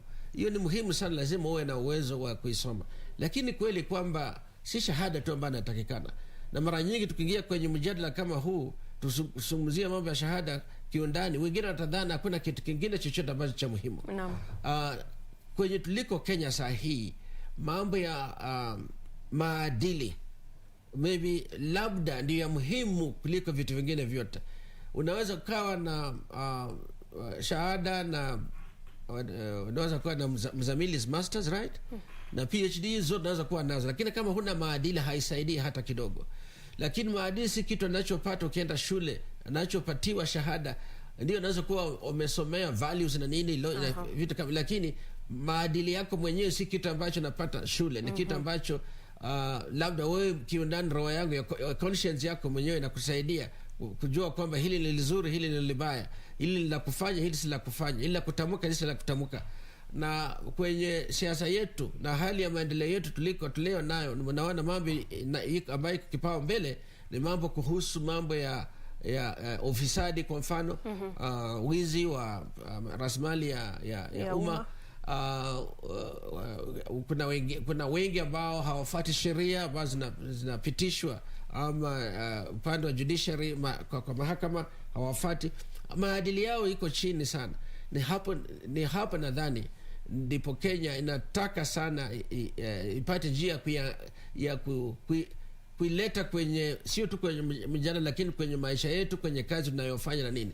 Lakini hakuna njia rahisi ya kulazimisha mtu awe na maadili fulani, isipokuwa kusema kuna sheria, na ukikiuka sheria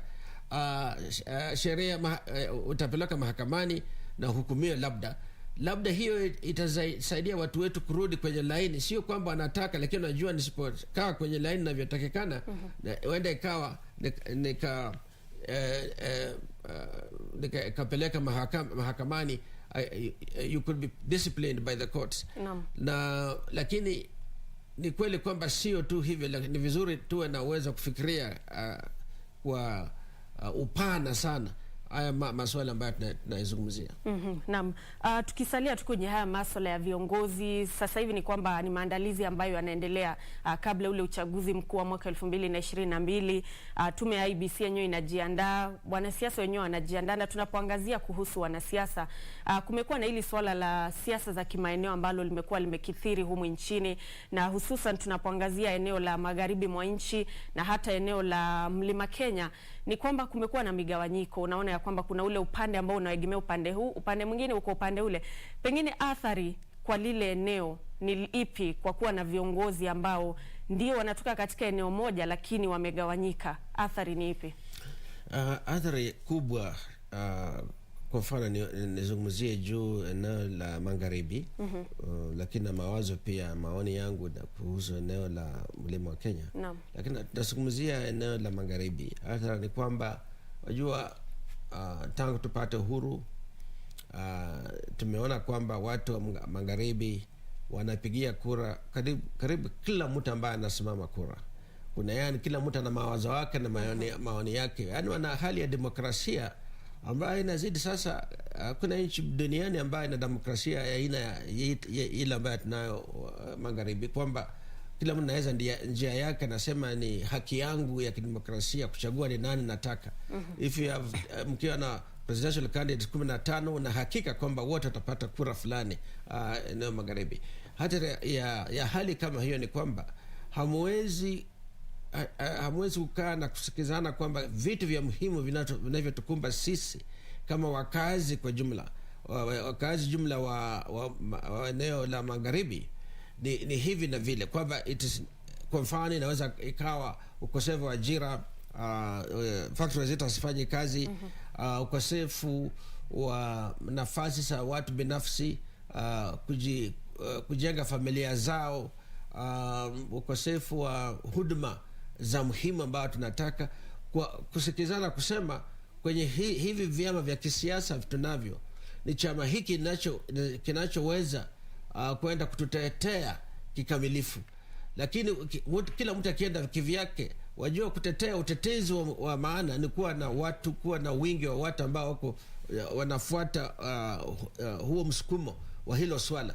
Na watu, kila mtu akienda zake, itaonekana kwamba labda viongozi wanazungumza na wakiangalia nyuma hawana watu nyuma yao ambao wanakubaliana nao. Hiyo ndio hatari kubwa sana kwa watu magharibi. Magharibi tuna matatizo mengi. Factories zetu hazifanyi siku hizi. Na sisi tuko kwenye eneo muhimu la miwa ya kusiaga sukari. Tulikuwa na hii factory ambayo ilikuwa ya kipekee Kenya nzima, na East Africa ilikuwa labda hiyo na nyingine pili tu, nyingine ilikuwa Tanzania, ya kutengeneza karatasi za kila aina ya pan paper, ambayo ilianguka miaka kadhaa iliyopita, na kwenye hali ya kujaribu kuifufua tukapata tena ukora mwingine ndani kwenye huo mchakato ambao ulitumiwa kupata yule ambayo alinunua mwishowe. Na sasa unaona kuna mjadala kali kuhusu ni hali gani ambayo tutatumia kufufua mumias kwa mfano. Kila mtu wa magharibi, kila kiongozi wa magharibi, na nadhani kila mtu magharibi angependa mumias ifufuliwe, lakini pia wana historia kwamba sio tu kuambia mumias haikuwa tu imefufuliwa, ilikuwa imejiunda na ikawa the most important factory labda hapa Kenya, efficient. Ilikuwa inatupatia karibu 60% ya sukari yote ambayo Kenya inatumia. Ilikuwa kubwa. Sekta ya sukari kwa jumla inasaidia watu karibu milioni 6, kwa sababu kwa hivyo hiyo ni sekta muhimu sana. Lakini kwenye hiyo hali ambayo ilikuwa ni muhimu, vitu vikaanza kufanyika ambavyo ni ukosefu wa maadili, ni kukiuka sheria, impunity, na vitu vingine, na mwishowe ikaanguka. Hakuna mtu ambaye 20 years ago angalisema kwamba mumias inaweza ikaanguka. Kwa sababu ilikuwa inafanya vizuri, ilikuwa imepanua product zake, sukari, industrial alcohol ile kutumia kwa factories, ilikuwa ina brand ya maji na inatoa stima. It was a big diversified factory. Na wizi ukawa ndani kabisa, wizi wa waliosimamia, wizi wa wanasiasa wanaofanya kelele kubwa sana kuhusu mumias. Huo ukosefu wa maadili umetupeleka tuliko. Ndio sababu hata kwa sasa kwenye huu mchakato wa kuifufua mara nyingine radha, watu wengi wanahofia kwamba labda tunadanganywa, labda hii sio yale ambayo itafanyika. Wakisema tuachie huyu atangaza auze, na hawajui itakuwa ukiuza itakuwa kuuza kama ile ya pan paper ambayo sasa badala ya kutengeneza karatasi it's just go down, ambayo sijui vitu gani vinawekwa huko ndani ama nini. Watu wana haki ya kutokubali kwa urahisi. Na pengine mwelekeo ni upi kuhusiana na kufufua hicho kiwanda? Manake kumekuwa na shinikizo za kuwaruhusu wale wawekezaji wa kibinafsi, lakini pia kuna yule mwekezaji ambaye alikuwa amejitokeza, kukatokea matatizo ama maswali kuhusiana na uwazi uliotumika katika kutoa ile tenda. Je, mfumo unaostahili ni upi katika kufufua kiwanda hiki? Kwamba tuwe na kitu cha kwanza, tuwe na uwazi kwenye yale ambayo inafanyika.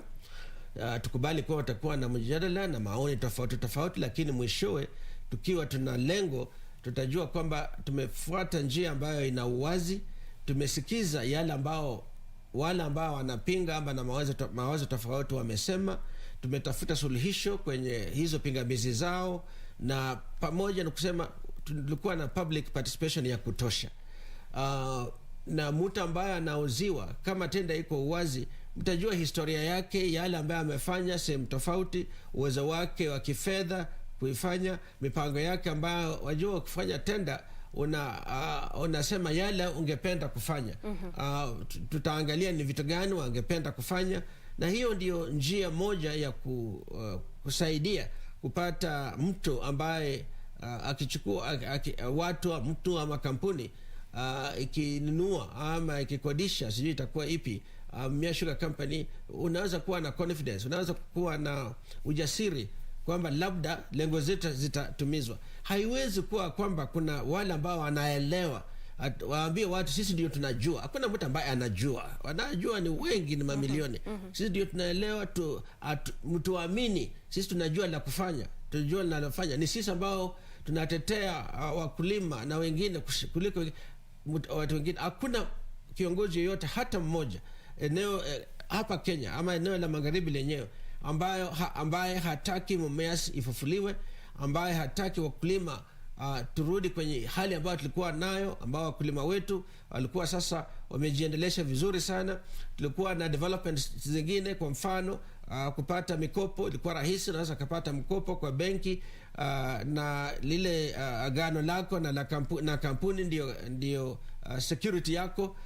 Tulikuwa na uwezo kukopa kwa elimu, mahitaji ya wanafunzi, wazazi walikuwa nakopa. Na pia tulikuwa na sako ambayo ilikuwa one of the biggest SACCOs, ambayo ilikuwa sasa imeanza kutoa mikopo directly kwa wakulima wao, na ambayo Manyara Company yenyewe ndiyo iliangusha. Kwa hivyo ni huu ukosefu wa maadili ndio ufanya watu wengi kuwa na wasiwasi jingi. Lakini na hakika kwamba kwenye hii kelele yote ya maoni tofauti, inawezekana kutoa yale ambao inajenga, most constructive suggestions. Ndio watu watulie kwamba wameangalia kwenye hii harakati ya kuchagua ni nani atakaye ongoza kufufua kwa Maize. Wamesikiza haya maoni yote. Wale ambao sasa wanadhani is a waste of time ama ni watu ambao hawataki fufuliwe ndio wanatoa upingamizi, hiyo ni ukosefu wa uwazi. Lazima transparency ni ya muhimu sana. Tuzungumze kuhusiana na mkulima, manake wengi wanaposikia kuhusiana na kiwanda cha Maize kimetajwa, ndio tunafahamu ya kwamba kuna athari, kuna wale wakulima ambao wameathirika. Lakini kama kiongozi ambaye umekuwa ukizuru, umezungumza na wananchi, taswira kamili ni ipi kutokana na kusambaratika kwa viwanda hivi?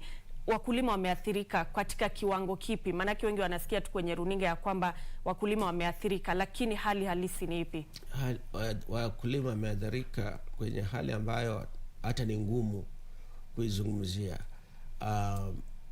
Kwanza kuna wale ambao hawakuwa wamelipwa wakati Maize ilifunga factory, na hapa katikati serikali toa pesa kidogo, wengine wakalipwa, wakasema wale ambao madai yao haizidi kiwango fulani watalipwa kiasi fulani, wengine hawajalipwa. Sasa zingine anasema toa stakabadhi, na wajua sasa hali ya maisha ya mashinani, hatuna mahali ambapo stakabadhi zinaweka kamili.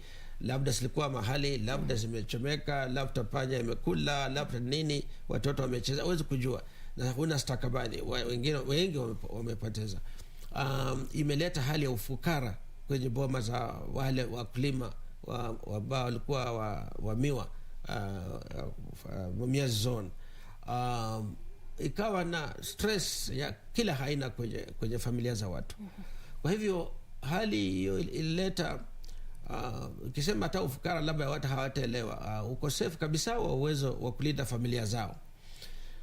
Na ni muhimu, kwa mfano mimi kama mjumbe wa Nambale iko chini ya Manyara Sugar Zone, na kuna wenzangu ambao kwenye sehemu tofauti, hasa wale ambao Maize iko Kakamega lakini karibu sana na Busia, na miwa yetu ilikuwa ikiingia Maize. Tumefikia wakati ambapo hata hii school fees ya shilingi 500 kulipa ama 2000 kulipa kwa tamu mzima ni kitu kubwa sana. Sasa tunajaribu kutumia CDF bursaries, na watoto ni wengi. Mimi na zaidi ya 12,000 wale ambao wanangojea tu bursary ya CDF, 12,000 kwa shule za upili, na kuna colleges and universities labda 4,000 na 500 namna hii. So together is about 17,000-18,000 students. Hatuna pesa za kutosha of 32 million shillings peke yake kwenye CDF kutumia kwa basari na vitu vingine ambavyo vinaendelesha masomo, na kuna zingine pia za ujenzi na nini, lakini hiyo haitoshi. Na unaona mzazi ambayo anaheshimika amekuja kwako asubuhi, anataka asaidiwe kwa school fees, anamuuliza shilingi ngapi zimebaki. Tulikuwa na deni 2,000, nilipeleka 300, sasa naidai 1,700, lakini mtu ameniahidi kuletea 200, sasa kio kinaweza kunisaidia 1,500. Naona kwenye hali kama hiyo, mtu ambayo ana heshima zake, ameacha vile ile kazi anafanya, ametembea kwa mguu, amechukua pikipiki, amefika kwako, hiyo sio rahisi. Haikuwa namna hiyo. Kulikuwa na hali ambao sasa watu walikuwa wanajitegemea. Mkikutana na watu mnasalimiana tu, hakuna kitu cha kusema ati niachie, huwezi kuniacha tu hiyo. Hiyo ndio tamko ambao sisi wanasiasa tunasikia. Kwa hivyo the whole area, lakini wakulima walifanya, wakulima wengi walisema hatuwezi kuendelea kungojea mumias ikizidi kututesa inavyotutesa. Wengi wakajitoa kwenye ukulima wa miwa, wakaingia kwenye mazao mengine. Na tofauti ni kwamba ukulima wa miwa ndio ukulima ambao ndio sekta ambayo ilikuwa imejipangwa vizuri sana, imepangwa vizuri sana, kwamba mazao yako, miwa yako inakatwa, inapelekwa kwenye factory, na transport ambayo traffic factory imepanga, na wewe mwenyewe kutoka wakati inayokatwa unangojea tu pesa kuingia kwa bank. Haya mazao mengine, ukipanda mahindi, ni wewe mwenyewe lazima utafute soko ya mahindi, na fluctuations, yani bei ya mahindi huenda juu chini mara kwa mara, na nitakana kwamba uiweke kwa muda mrefu, labda miezi 3-4 baada ya kuivuna, ndio sasa waanze kuona bei ambayo ukiuza kwa hiyo bei inaweza ikakurudishia zile pesa ulizotumia production cost, na kupatia faida juu yake kidogo. Lakini watu wengi hawana uwezo wa kutumia pesa kwa mazao kama hayo, kuipanda, kununua mbolea na vitu vingine, na tena ukae nao miezi 3 miezi 4, wana haja kwa haraka kupata pesa. Na unakuta watu ambao wanakuja kununua wakati huo kwa bei ya chini sana, ambayo hata haiwezi kulipa labor costs ambazo ulitumia. Kwa hiyo kwa sababu mazao mengine haiko na soko ambao iko organized, hata wale ambao wamepindua kuingia kwenye hawa mazao wangali kwenye hali ya ufukara. Yeah. Naam, kumaanisha kwamba hali ni mbaya na ni hali ambayo inastahili kushughulikiwa hivi karibuni, na tunaangalia kwamba siasa za mwaka 2022 zimeshika kasi, na siasa zenyewe zimetoswa katika lile swala la Mumias na kufufua. Kuna matumaini kabla ya mwaka 2022 kwa mambo kuwa sawa, ama tunatarajia kwamba hii athari ya siasa itazidi kufanya mambo yawe magumu zaidi kwa yule mkulima? Nadhani kuna muda wa kutosha, kama ni mambo ya negotiation na kutafuta nani anaweza kuja akaanza kuifufua, lakini hatuna muda wa kutosha. Hata tukipata yule ambaye ndio tunataka, ambaye kila mtu anasema huyo ndio anatosha, kuifufua iwe na ilete tofauti ya kutosha kabla ya kura. Kwa sababu gani? Ni kwa sababu wale ambao walijitoa kwenye ukuzaji wa miwa lazima warudi tena, watengeneze mashamba yao, wapande. Itachukua labda 14 months na 18 months ile ya kwanza, the new varieties hizi, na mwishowe na wale ambao kuna wengine ambao wana kandarasi, wana contracts na watu ambao walichukua mashamba yao kutumia kwa njia moja nyingine, ama hata kupanda miwa wenyewe, wale ambao wamechukua kandarasi. Hizo transitions kutoka kwa kukodisha watu ujiletee mwenyewe ama kutengeneza shamba lako, uwe tayari, itachukua muda kidogo, lakini inatuletea watu hope, yani matumaini mema, kwamba hata nisipokuwa tayari baada ya mwaka moja, sasa tuko kwenye hali ya kufufua hii sekta, na miaka ijayo itakuwa labda nzuri, hata iwe nzuri kuliko ile ya zamani. Inategemea. Kwa hivyo mimi nadhani kwamba si kitu ambacho watu wawe na matumaini kwamba kabla ya kura tutakuwa tumefufua mumiasha endelea.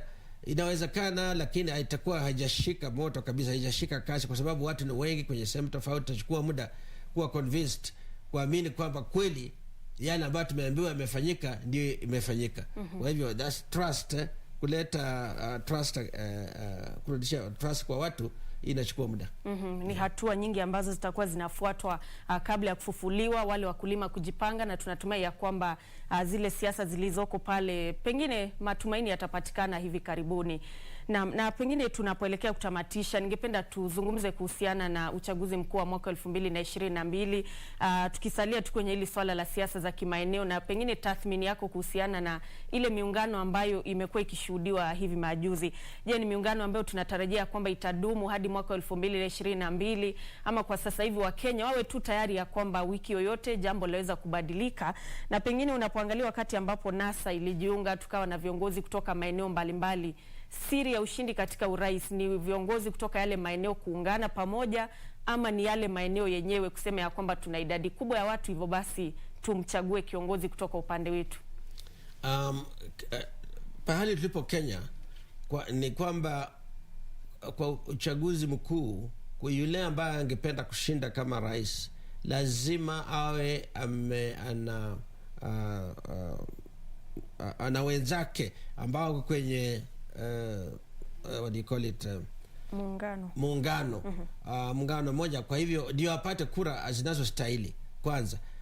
Na kura zinazostahili ni kwamba ushinde 50%, na hata ukiwa na mtu mmoja juu inatosha, na ushinde pia kwenye counties 24. Yani hiyo inaonyesha kwamba uwe na wenzako kwenye muungano ambao watakusaidia kuvutia, kuleta kura, na pia wawe kwenye eneo tofauti. Haitoshi kwamba umeshinda mahali moja in one county 100% ama counties town 100%, na zingine 19 hujapata 25% ambayo inatakikana. Huo muungano unasaidia kuleta kila mtu chini ya umbrella moja wakati wa kura. Lakini kumbuka, tangu 2013 miungano ambayo imeshinda haikuwa ile ambayo ilikuwa imeundwa tuseme zaidi ya mwaka moja na nusu kabla ya kura. In 2013, 2017 hii miungano ilikuja pamoja less than 6 months before elections. Kwa hivyo sasa hivi ni wakati wa kutafutana, kujadili, kusemezana baadhi ya viongozi wenyewe, na kusikiza maoni ya wananchi wao.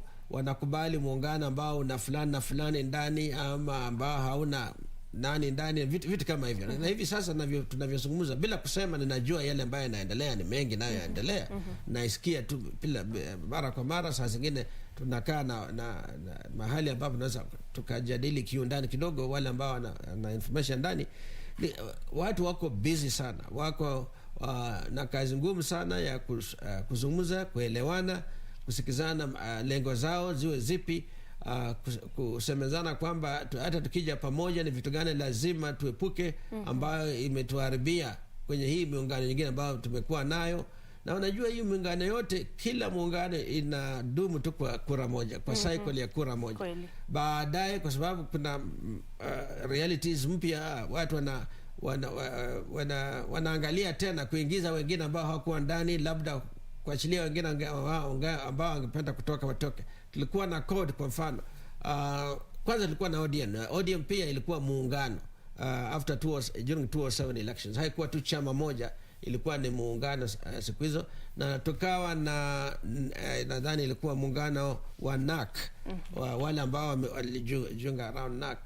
Na 2013 tukawa na code na PNU nadhani, I'm forgetting that. Na 2017 tukawa na NASA na vyama ambavyo baadaye vilikuwa Jubilee. Sasa safari hii ni election mpya, itakuwa ni miungano tofauti. Tuna One Kenya, umesikia One Kenya Alliance, lakini One Kenya Alliance si muungano rasmi, kwa sababu hawana agano baina yao. Hakuna agano rasmi. Lakini tukiendelea mbele, wakiendelea kuzungumza na kubaliana labda tutakuwa na agano rasmi. Kuna Jubilee ambayo ilikuwa ni muungano, lakini sasa naona Jubilee imezoroteka sana, ingawa iko kwa jina. There's no Jubilee active on the ground kama NASA. Tuna NASA legally, tuna NASA, lakini hakuna NASA on the ground kabisa. Na Jubilee sasa imeenda upande huo pia. Kwa hivyo miungano mpya itafanywa na kuna muda wa kutosha kwa miungano mpya. Walikuwa kingoja kwamba hii BBI itapita ama haitapita. Ikipita ina implication fulani kwa miungano, na isipopita pia ina somo fulani kwa miungano.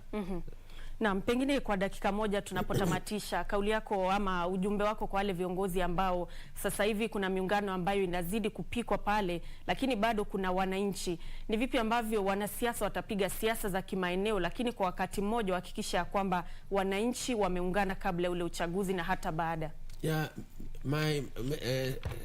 Message yangu ni hii kwamba cha muhimu lazima tuwe na sera. Kenya iko kwenye hali mbaya kiuchumi.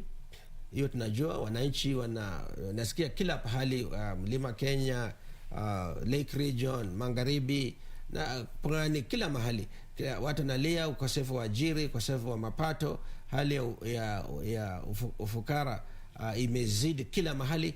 Kwa hivyo ni lazima tuangazie, viongozi wote waangazie ni nini watafanya kufufua uchumi wetu. Waelezee wananchi, waelewe. Na ningeambia wananchi kwamba cha muhimu sio siasa peke yake, cha muhimu ni uchumi. Kwa sababu ni mwishowe wanasiasa wakishamaliza kura zao, wamepata kazi zao na nini, wewe nyumbani unalisha familia yao, unataka waende hospitali, watoto waende hospitali, mama naenda kujifungua, na kuna vitu vingi ambavyo vya muhimu, personal things zako mwenyewe. Kwa hivyo uchumi ni kitu ya muhimu. Mimi ningesema kwamba kwenye hii harakati ya kutafuta new coalitions, miungano mpya, tuseme ni haja gani za kitaifa, what needs za kitaifa tunayo, waelewe vizuri, ndio tutaleta watu pamoja kulingana na yale ambao wanatumaini kwamba watasaidika. Na kwa hivi sasa kwa upande wa Magharibi kwa mfano, hali ya uchumi ni mbaya zaidi.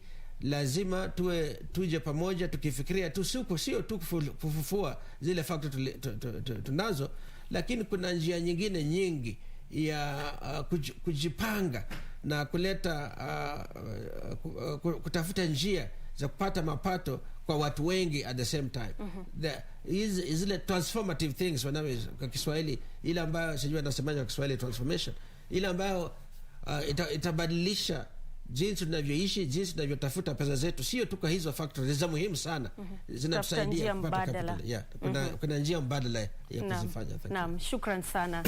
Bila shaka mtazamaji, tumekuwa tukizungumza naye Sakwa Bunyasi ambaye ni mbunge wa Nambale. Bila shaka tumeangazia mengi kabisa, ikiwemo kuhusiana na mikakati ambayo imewekwa katika kuhakikisha kwamba viwanda ambavyo vimedidimia katika eneo la magharibi mwa nchi vimefufuliwa ili kuwapa wananchi ama wale wakulima afueni. Na vile mtazamaji, tumeangazia hali ya kisiasa humu nchini, siasa za kimaeneo, na hata kuhakikisha ya kwamba hata baada ya siasa bado Wakenya wanasalia wakiwa wameungana. Na hivyo basi kufikia hapo, mie sina la ziada ila kutamatisha tamrini. Shukran sana kwa wote waliotazama. Naitwa Nancy Okware na mfasiri wa lugha ishara ni Byron Abuli. Taarifa zaidi utakuwa unazipata mwendo wa saa 7 kwa lugha ya Kimombo. Kwa heri. Kiswahili is difficult to express complex issues. Very difficult. Thank you very much.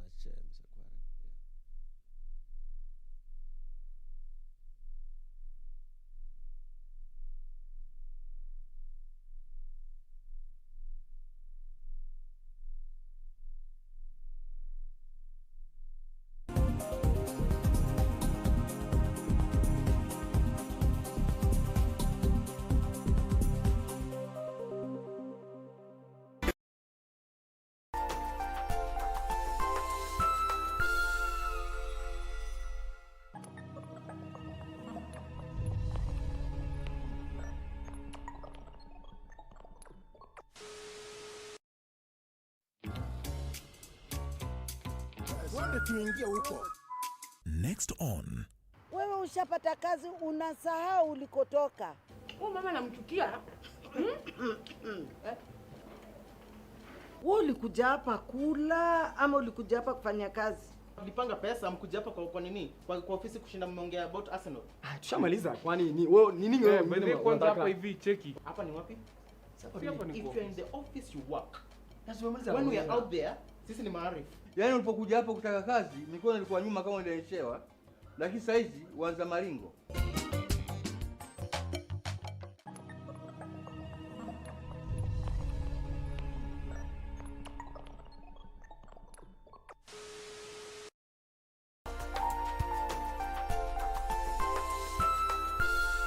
Tonight on KBC Channel 1. From now on, you have nothing to do with him. What are you talking about? I'm his father. Hey! What are you doing? What are you doing? You're gonna hurt him. Tomorrow, I'm taking him back to San Francisco. You won't ever see him again. What's come over you? What are you talking about? Dashon, is this what you're leaving for me? Dashon and Aiching, man and wife. I hope you have a happy life together, grow old, and have beautiful children.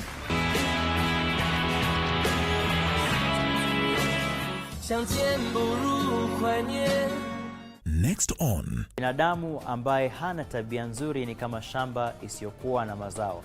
Na aibu si kwa mtu kuwa fukara, bali aibu ni kwa mtu kukosa tabia njema. Ndo mtu anajiita yeye ni Muislamu, lakini pamoja na Uislamu wake unamkuta huyu ana tabia chafu, ana tabia Rahman sa'idni ya Rahman ishrah sadri Qur'an imla qalbi Qur'an wasli hayati Qur'an. Next on. Sasa tumemsua watu watatu. Asidhani kazi stem watatoboa. Guy. Wa. That's all you can say. Jazz anajua. Jazz will be jazzed about it. See what I did there? Let her through. Unajua masida yetu ilianza ile wakati nyeumo mwanamke alikujaga kwa maisha yetu. Mabe yetu sasa ikaanza kwenda kukurukakara. Mnaweza tuhitaji? Sana. Tiffany, I need to reach Chris. What will happen to Glenn and Eric? Well, that's my business. Good, as Chris is mine. Nancy, you know you're the mother of chaos. We are here because of you. No. We are here because of your identity crisis. Si dwe. Mimi Nancy haujai nikulisa wala kukulisa watoto wangu wala kuwasomesha. Are you sure?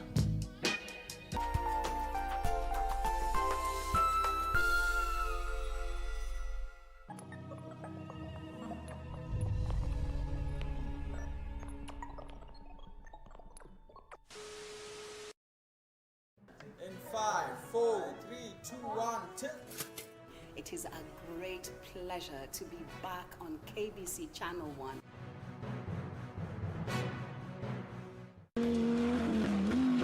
The greatest rally in the world is back in Kenya. Catch all the action of WRC Safari Rally live and exclusive on KBC Channel 1 from 24th to 27th June. See the world's best drivers navigate their machines on Kenya's rough terrain at breakneck speeds.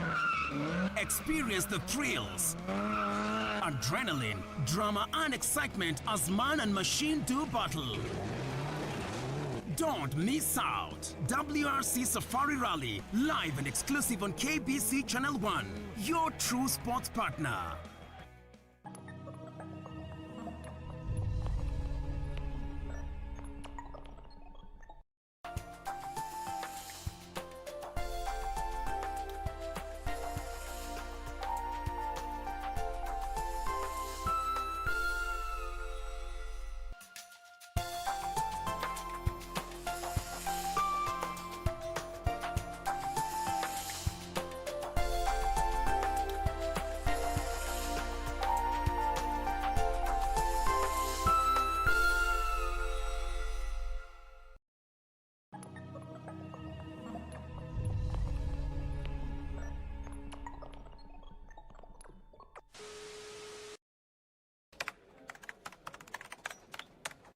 So what is my number one favorite football team? Ingwe. My number one meal? Engoho Nendevusuma. What is your number one? Eldoret, Chamge, get ready. The Insurance Open Day is here. The Insurance Regulatory Authority, in partnership with the County Government of Uasin Gishu, is bringing the insurance message to you. Join us from 16 to 18 June 2021 at the Central Primary School grounds and learn about insurance. Insurance companies and other financial regulators like the Retirement Benefits and the Capital Markets Authorities will be present to educate you on the various financial services and products available in the market. IRA officers will be present to address any concerns and clarifications on your insurance policies. Entry is free and all Ministry of Health COVID-19 protocols and guidelines will be observed. Get to your rate. IRA, promoting insurance, protecting the insured. Kupata skiza tune ya usifadhaishwe, dial star 811, star 815 hash.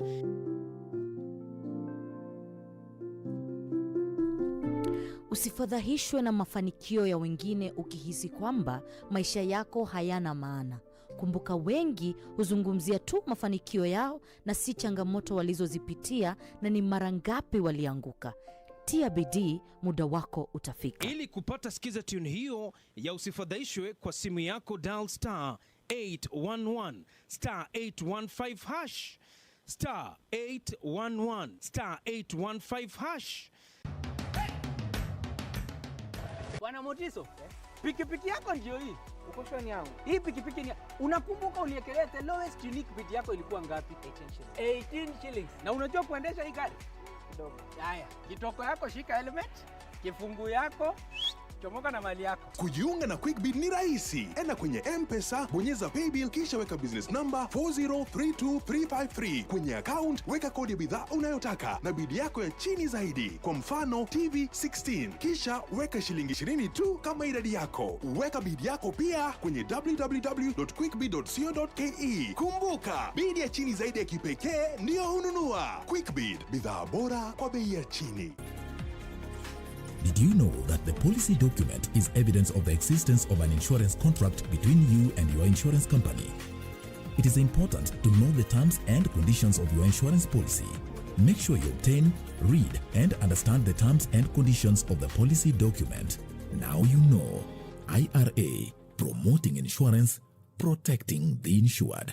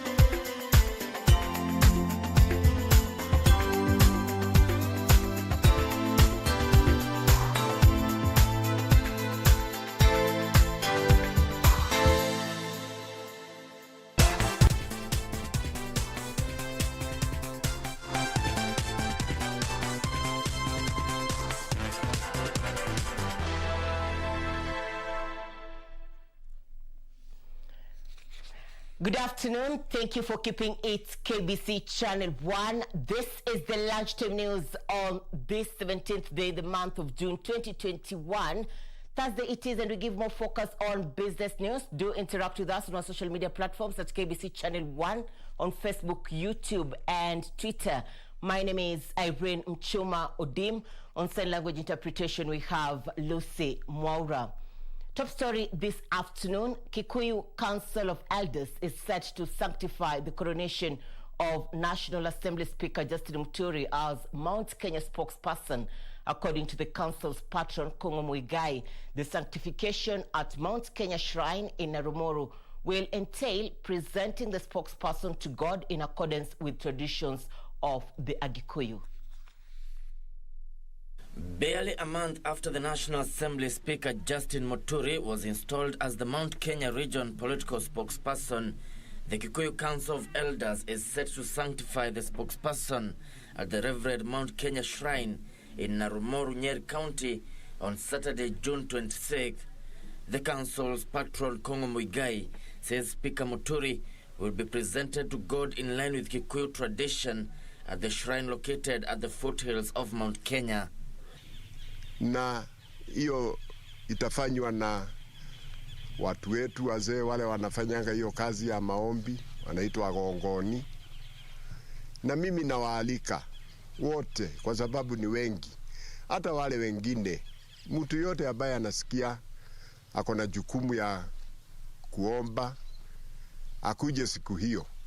Meanwhile, National Assembly Deputy Minority Leader and also Wiper Party Organizing Secretary Robert Mboi now claims the president was quoted out of context on the NASA support. The Kathiani MP says the president was calling on politicians to avoid divisive politics. I want to say that I think the president was taken out of context. I was in the meeting, and I have found people are very interesting. There are people who are not in that meeting who know more about what was happening in the meeting than those of us who are there. Because when you go into State House, you leave your phones and you leave your phones outside. So I don't know who is this that is coming up with those stories. Elsewhere in Kiambaa, Party of National Unity PNU has thrown its weight behind the Jubilee's candidate, Kareri Njama. We are a party made of coalition. And that is why my sister here, Mheshimiwa Lucy, we have agreed to walk this journey together. Kevin Washira, Channel 1 News. One person has been killed in a hit and run accident near Maishamat supermarket in Kakamega town after she was hit by a lorry. Eyewitnesses say the lorry hit the rear end of a boda the woman was riding on and ran over her, killing her. The rider escaped unhurt. The boda rider ferrying the woman said he tried to avoid the oncoming vehicle but was too late in his effort to avoid it. Sisi tulikuwa tunatoka huko chini tukipata tukienda juu. Wewe jamaa lori akakuja huko kutoka huko juu. Nikaona tu akiacha hiyo laini akaingia huko. Nikaona amekuja side yangu na ako mbio. Nikajaribu kuepa niingie hivi. Niingie hii side ya huko hata niepe. Akawa ameshafika na nguvu akagonga na hii side.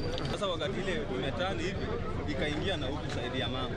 Ndio ikamgonga ikamtupa huko. The driver of the lorry fled the scene of accident, but police cars nearby gave chase, blocking his lorry from all sides, after which they arrested him and took him to the police station. Lori toroka wameshikia pale Shirij na wamekimbia nayo maaskari ndio wamezuia, then na raia wakipiga mawe. Then wamepitishia huko nyuma na maaskari imepelekwa polisi. Venye tunaongea hivi sasa hii lori imefika polisi. Residents say a similar accident happened around the same area sometimes back, killing one. Visa vinaendelea vimekuwa kuna wakati tena tarehe kama hii na siku kama leo tena mzee Abdi kutoka Lurambi tena alikanyagwa hivi lori ilimtoa juu ya baiskeli ikamkanyaga ikapasua kichwa tena ile lori ikafanya ikakimbia tena vile imekimbia sikia.